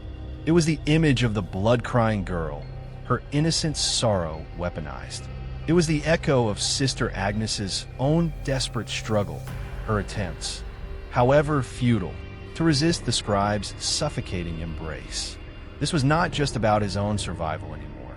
It was about theirs, about all the souls the scribe had consumed, all the lives it had twisted into its horrifying narrative. That spark of defiance, fueled by a sudden, unexpected surge of empathy and rage, gave him a momentary clarity, a tiny island of coherence in the sea of madness. He remembered Agnes's words, the mirroring dark. He had to reflect its power. But how, when his own mind was no longer his own? His gaze fell upon the scattered pages of Agnes's journal, skittering across the rocks in the howling wind. One page, caught against a jagged stone, fluttered before him. On it, scrawled in her frantic, blood-faded hand, was not a prophecy of doom, but a simple, almost childlike drawing. A circle, and within it, a single, unwavering point of light. Beneath it, a single word. Focus. Focus. It was a desperate, almost laughably simple instruction against such an overwhelming force. But in his shattered state, it was the only lifeline he could grasp. He had to find a focus, an anchor, something to hold onto amidst the scribe's all-consuming darkness. He couldn't fight its power with his own, which was rapidly dwindling. But perhaps, just perhaps, he could redirect it. He remembered the men here, the ancient conduit, the scribe's antenna. If its power flowed through this stone, could that flow be disrupted? he thought of the reversal of the flow, another of Agnes's cryptic phrases. He had nothing to lose. His sanity was already in tatters. His death, or worse, his absorption into the scribe, seemed imminent. With a last, monumental effort of will, Arthur pushed himself to his feet. The scribe's psychic pressure intensified, trying to force him back down, to crush his nascent defiance. He ignored it, or rather, he tried to channel it, to use its own overwhelming energy as a propellant. He stumbled towards the menhir, his vision swimming, the voices in his head reaching a fever pitch. He reached the towering stone, its surface cold and vibrating with an almost unbearable power. He pressed his hands against it, expecting to be repelled, to be consumed. But instead, he felt a connection, a horrifying, intimate connection to the scribe's consciousness, to the vast network of sorrow it controlled. He could feel its hunger, its ancient loneliness, its insatiable need to record, to narrate, to control. And then, he did the only thing he could think of. He focused all his remaining will, all his grief, all his anger, all his despair, not as a victim, but as a conduit. He didn't try to fight the scribe or to reason with it. He simply offered it. He opened the floodgates of his own tormented mind, not in surrender, but in a desperate, paradoxical act of defiance. He became a mirror. He mirrored its sorrow, its darkness, its insatiable hunger, reflecting it back towards its source. Through the menhir itself. "You want sorrow?" he screamed, not with his physical voice, but with the full force of his fractured psyche. "Take it. Take all of it. But you will not take me. You will not write your verse in my soul." It was an act of pure, unadulterated madness, a psychic gamble with impossible stakes. He was offering himself as a pure, unfiltered channel for the scribe's own negativity, hoping to overload the circuit to create a feedback loop, a reversal of the flow. For a moment, nothing happened. The scribe's pressure remained, crushing, absolute. He felt his consciousness begin to fragment further, the last vestiges of his identity dissolving. This was it. He had failed. But then, something shifted. A subtle tremor ran through the menhir, a discordant vibration that was different from its usual steady hum. The whispers in his mind faltered, becoming confused, agitated. The overwhelming sense of sorrow, the scribe's defining characteristic, seemed to intensify to an unbearable degree, but it was no longer directed outwards. It was turning inwards, as if the scribe were suddenly, unexpectedly, drowning in its own infinite despair. The sky above Penance Peak, already a maelstrom of dark, impossible colors, began to churn with an even greater violence. A sound like 1,000 tortured souls screaming in unison ripped through the air, a sound that was both physical and psychic. The menhir itself began to glow with a faint, sickly green light, its ancient carvings pulsing with a frantic, uncontrolled energy. Arthur felt a searing pain in his mind, as if a vital connection were being forcibly severed. He was still connected to the scribe, but the flow of energy had indeed reversed. Its own vast, accumulated sorrow, amplified and reflected by his desperate act, was pouring back into it, overwhelming it, poisoning it. No, the circle, it breaks. The ink, it burns. The scribe's internal whisper was no longer triumphant. It was a shriek of agony, of disbelief, of dawning horror. The ground beneath Arthur's feet began to tremble violently. Cracks appeared in the surface of Penance Peak, spider webbing outwards from the base of the glowing menhir. The air crackled with raw, uncontrolled power. The scribe of sorrow, for millennia the master of its domain, the insatiable consumer of despair, was being undone by its own nature, force-fed an overdose of its own bitter medicine. And then, with a cataclysmic, earth-shattering roar that seemed to shake the very foundations of Gallows Hill, the menhir exploded. A blinding flash of emerald light erupted from the summit, engulfing Penance Peak, briefly illuminating the entirety of the cursed hill before a wave of concussive force threw Arthur backwards. away from the epicenter of the psychic and physical detonation. He landed hard on the rocky ground, his head striking a sharp outcrop, and for a moment, the world dissolved into a searing, white nothingness. He was vaguely aware of the sound of falling rock, of the hill itself groaning as if in its death throes, of a profound, unearthly silence descending where moments before there had been a cacophony of torment. When his vision began to clear, Penance Peak was changed. The menhir was gone, replaced by a smoking, jagged crater. The oppressive atmosphere, the crushing weight of the scribe's presence, had lifted. The air, though still cold and damp, felt cleaner, lighter, as if a centuries-old poison had finally been purged from the land. The whispers in his mind were gone. There was only silence, a profound, almost terrifying silence. He had done it. He had broken the circle. He had starved the scribe, not with silence, but with an overwhelming surfeit of its own dark essence. The apocalyptic verse had not been his. It had been the scribe's own self-immolation. But the cost. He looked at his hands. They were trembling, bloodied, but they were his own. His thoughts, though fragmented and exhausted, were his own. But something was missing. A part of him, a part of his memory, his emotional landscape, felt scoured, empty, in mirroring the scribe, in channeling its vast darkness. He had sacrificed a piece of himself. He had survived, but he was not unscathed. He was no longer just Arthur Pendleton, historian. He was something else, something marked, something irrevocably changed by his encounter with the abyss. He didn't know if the scribe was truly gone or merely dormant, its power shattered, its covenant broken for now. But Gallows Hill felt different.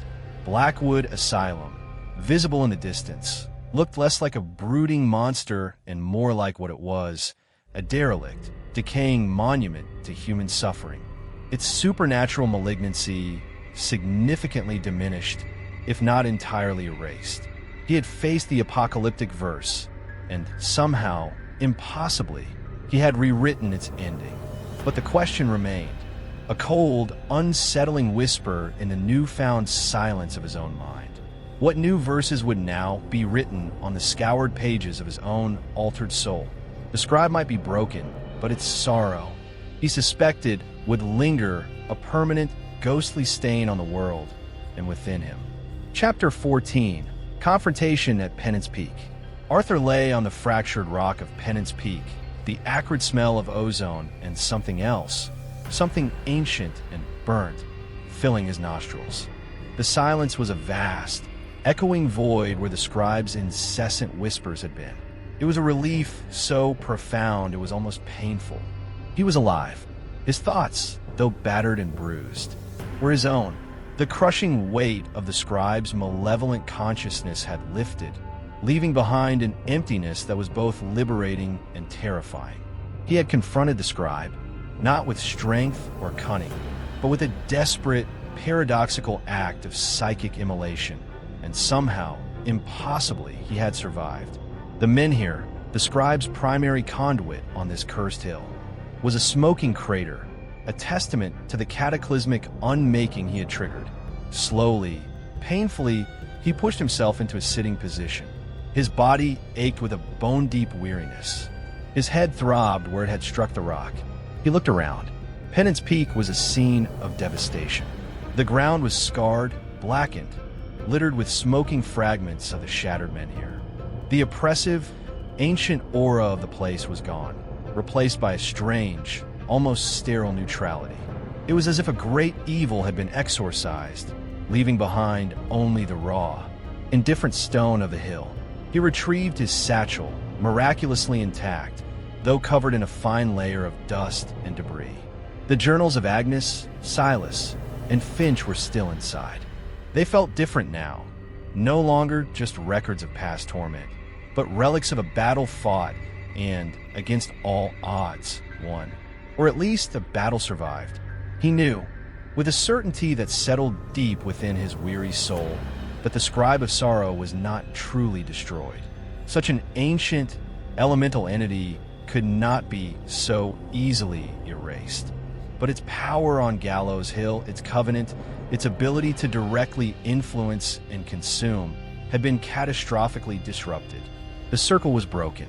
The immediate threat, the apocalyptic verse it had intended for him, had been averted. His mind, though clearer now, felt altered. The experience of channeling the scribe's vast, ancient sorrow, of mirroring its darkness, had left its mark.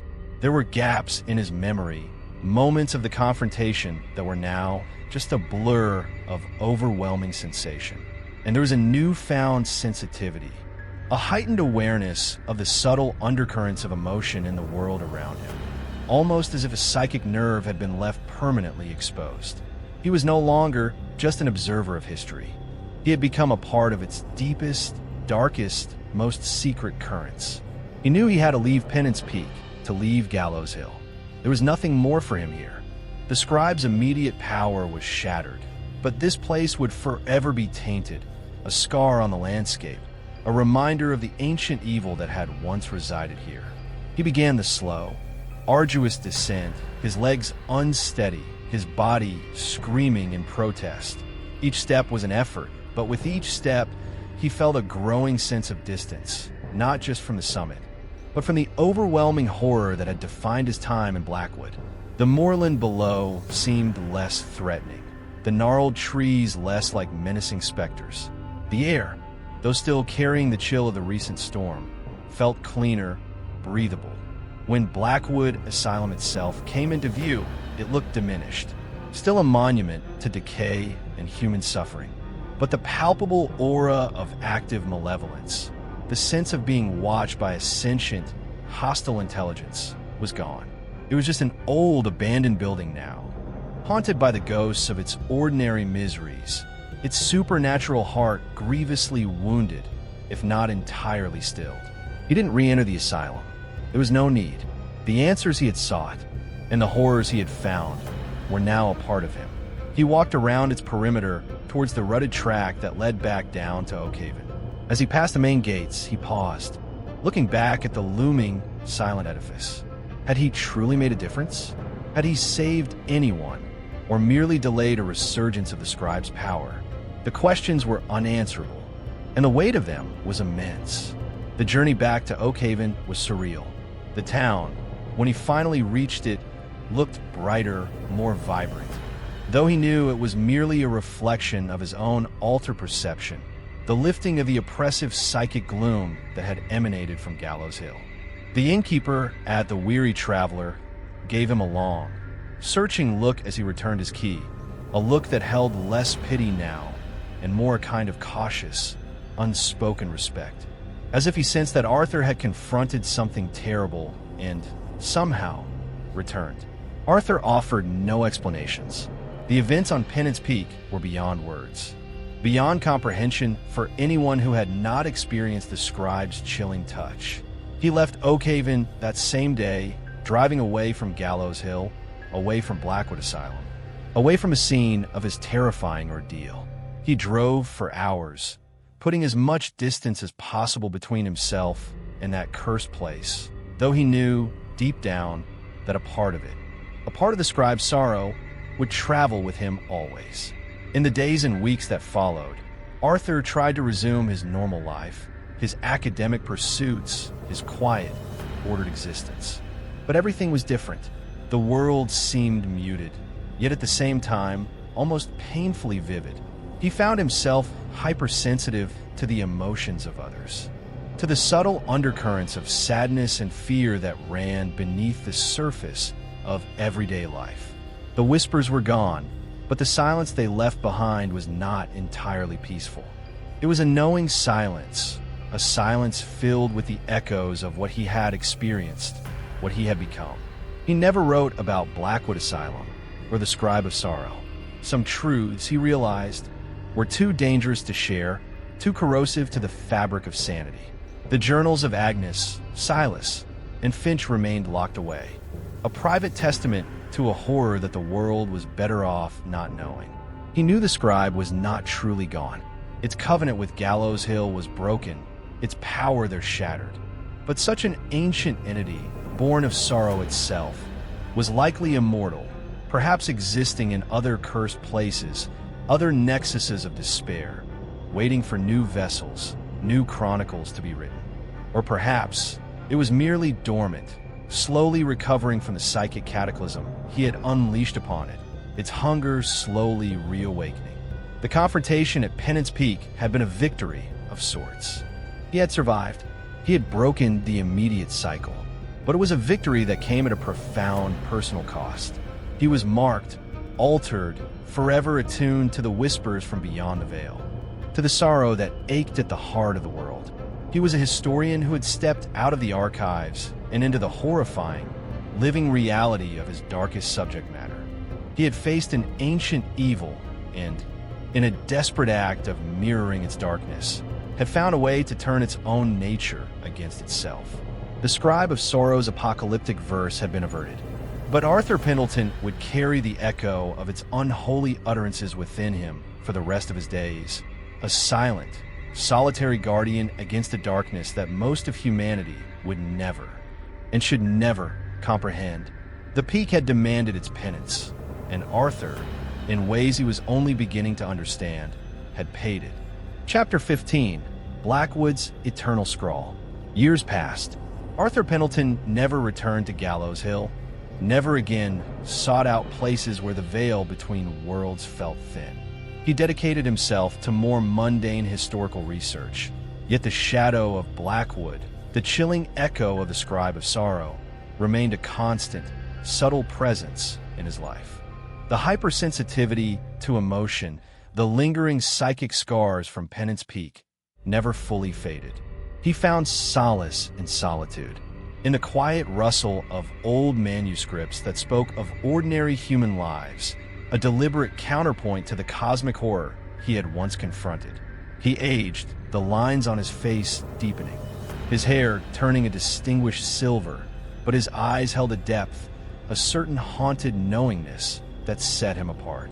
He had looked into the abyss, and a fragment of the abyss had, undoubtedly, terrible experience, voices from the past that understood the unique burden he carried. He felt a profound, melancholic kinship with them, especially with Agnes, the tormented nun whose suffering had been the scribe's most potent ink. He wondered if her spirit, and the spirits of Silas and the others consumed by Blackwood, had found some measure of peace with the shattering of the scribe's power on Gallows Hill. He hoped so. One cool autumn evening, nearly 2 decades after his ordeal at Blackwood, Arthur received a small, unassuming package in the mail. There was no return address, only a smudged postmark from a small, obscure town he didn't recognize, hundreds of miles from Oakhaven. Inside, nestled in plain brown paper, was a single, slim, hand-stitched booklet. Its cover was made of strange, dark, leather-like material he couldn't identify. There was no title, no author. With a growing sense of unease, a cold premonition that prickled at the edges of his altered consciousness, he opened it. The pages were filled with a spidery, erratic script instantly, chillingly familiar. It was Sister Agnes's handwriting, or a perfect, terrifying facsimile. But the words were new, the ink a fresh, dark crimson, almost black in the dim light of his study lamp.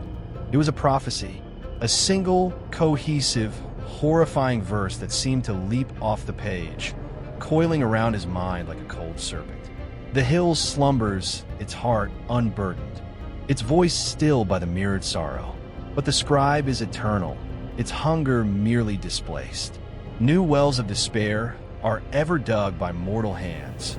New canvases await the crimson touch. The scrawl shifts, it seeks, it finds. Where shadows gather thickest, where hope withers on the vine, a new peak will rise, a new circle will form. The ink was not silenced, merely redirected. The final verse is never truly final, only deferred. Listen, seeker, for the whispers have begun anew in a place you do not know. For a verse you have not yet been written into, but the signature will be mine. Arthur stared at the page, his blood running cold, the old, familiar dread washing over him with a suffocating intensity. The Scribe of Sorrow. It was not dormant. It had not been recovering. It had merely relocated. Its covenant with Gallows Hill was broken, but its essence, its insatiable need to chronicle despair, was eternal. It had found a new locus, a new source of sorrow, a new canvas for its horrifying art. And this booklet, this fresh prophecy, was a direct communication, a chilling taunt, a horrifying promise. The scribe remembered him. It knew him, and it was letting him know that the story was far from over. The finality he had felt after Penance Peak, the fragile peace he had painstakingly constructed over the years, shattered like glass. The eternal scrawl of Blackwood was not just a metaphor for its past horrors. It was a literal, ongoing reality, the scribe's malevolent consciousness continuing its endless work, its tendrils reaching out, unseen, into the unsuspecting world. He, Arthur Pendleton, had broken one circle, but the scribe was already forming another, its hunger undiminished. He looked around his quiet study, at the rows of books, the carefully ordered notes, the symbols of a life dedicated to reason and historical truth. It all seemed like a fragile illusion now, a thin veneer over a horrifying and inescapable reality. The scribe of sorrow was out there, and it knew his name. The final verse it had once promised him had been averted, but this new prophecy hinted at a future role, a future confrontation, perhaps in a place and time not of his choosing. A profound weariness settled upon him, heavier than any he had ever known. He had fought his battle, paid his penance. He was an old man now. Did he have the strength, the will, to face this ancient evil again? But as he looked at the chilling, crimson script in the booklet, a spark of the old defiance, the same desperate courage that had driven him on Penance Peak, flickered within him. The scribe had made a mistake. It had revealed its continued existence. It had, in its arrogance, given him a warning. He didn't know where this new peak was, where this new circle was forming. But the scribe's taunt, the signature will be mine, was also a clue. Sister Agnes, her script, her torment had been its most potent tool. Perhaps, in understanding her, in understanding the deep patterns of its past manifestations, lay the key to anticipating its future moves. Arthur carefully placed the new, blood-inked booklet alongside the journals of Agnes, Silas, and Finch. They were no longer just relics of a past horror.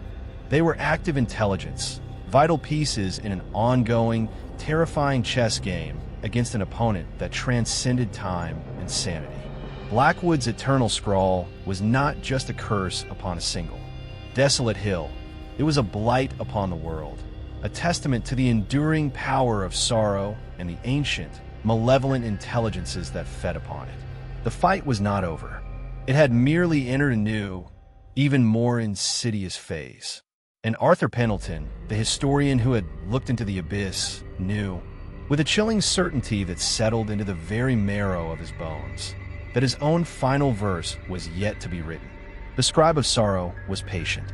Its hunger was eternal, and the whispers, he now realized, had never truly stopped. He had just for a time managed to tune them out. Now they were back, and they were calling his name,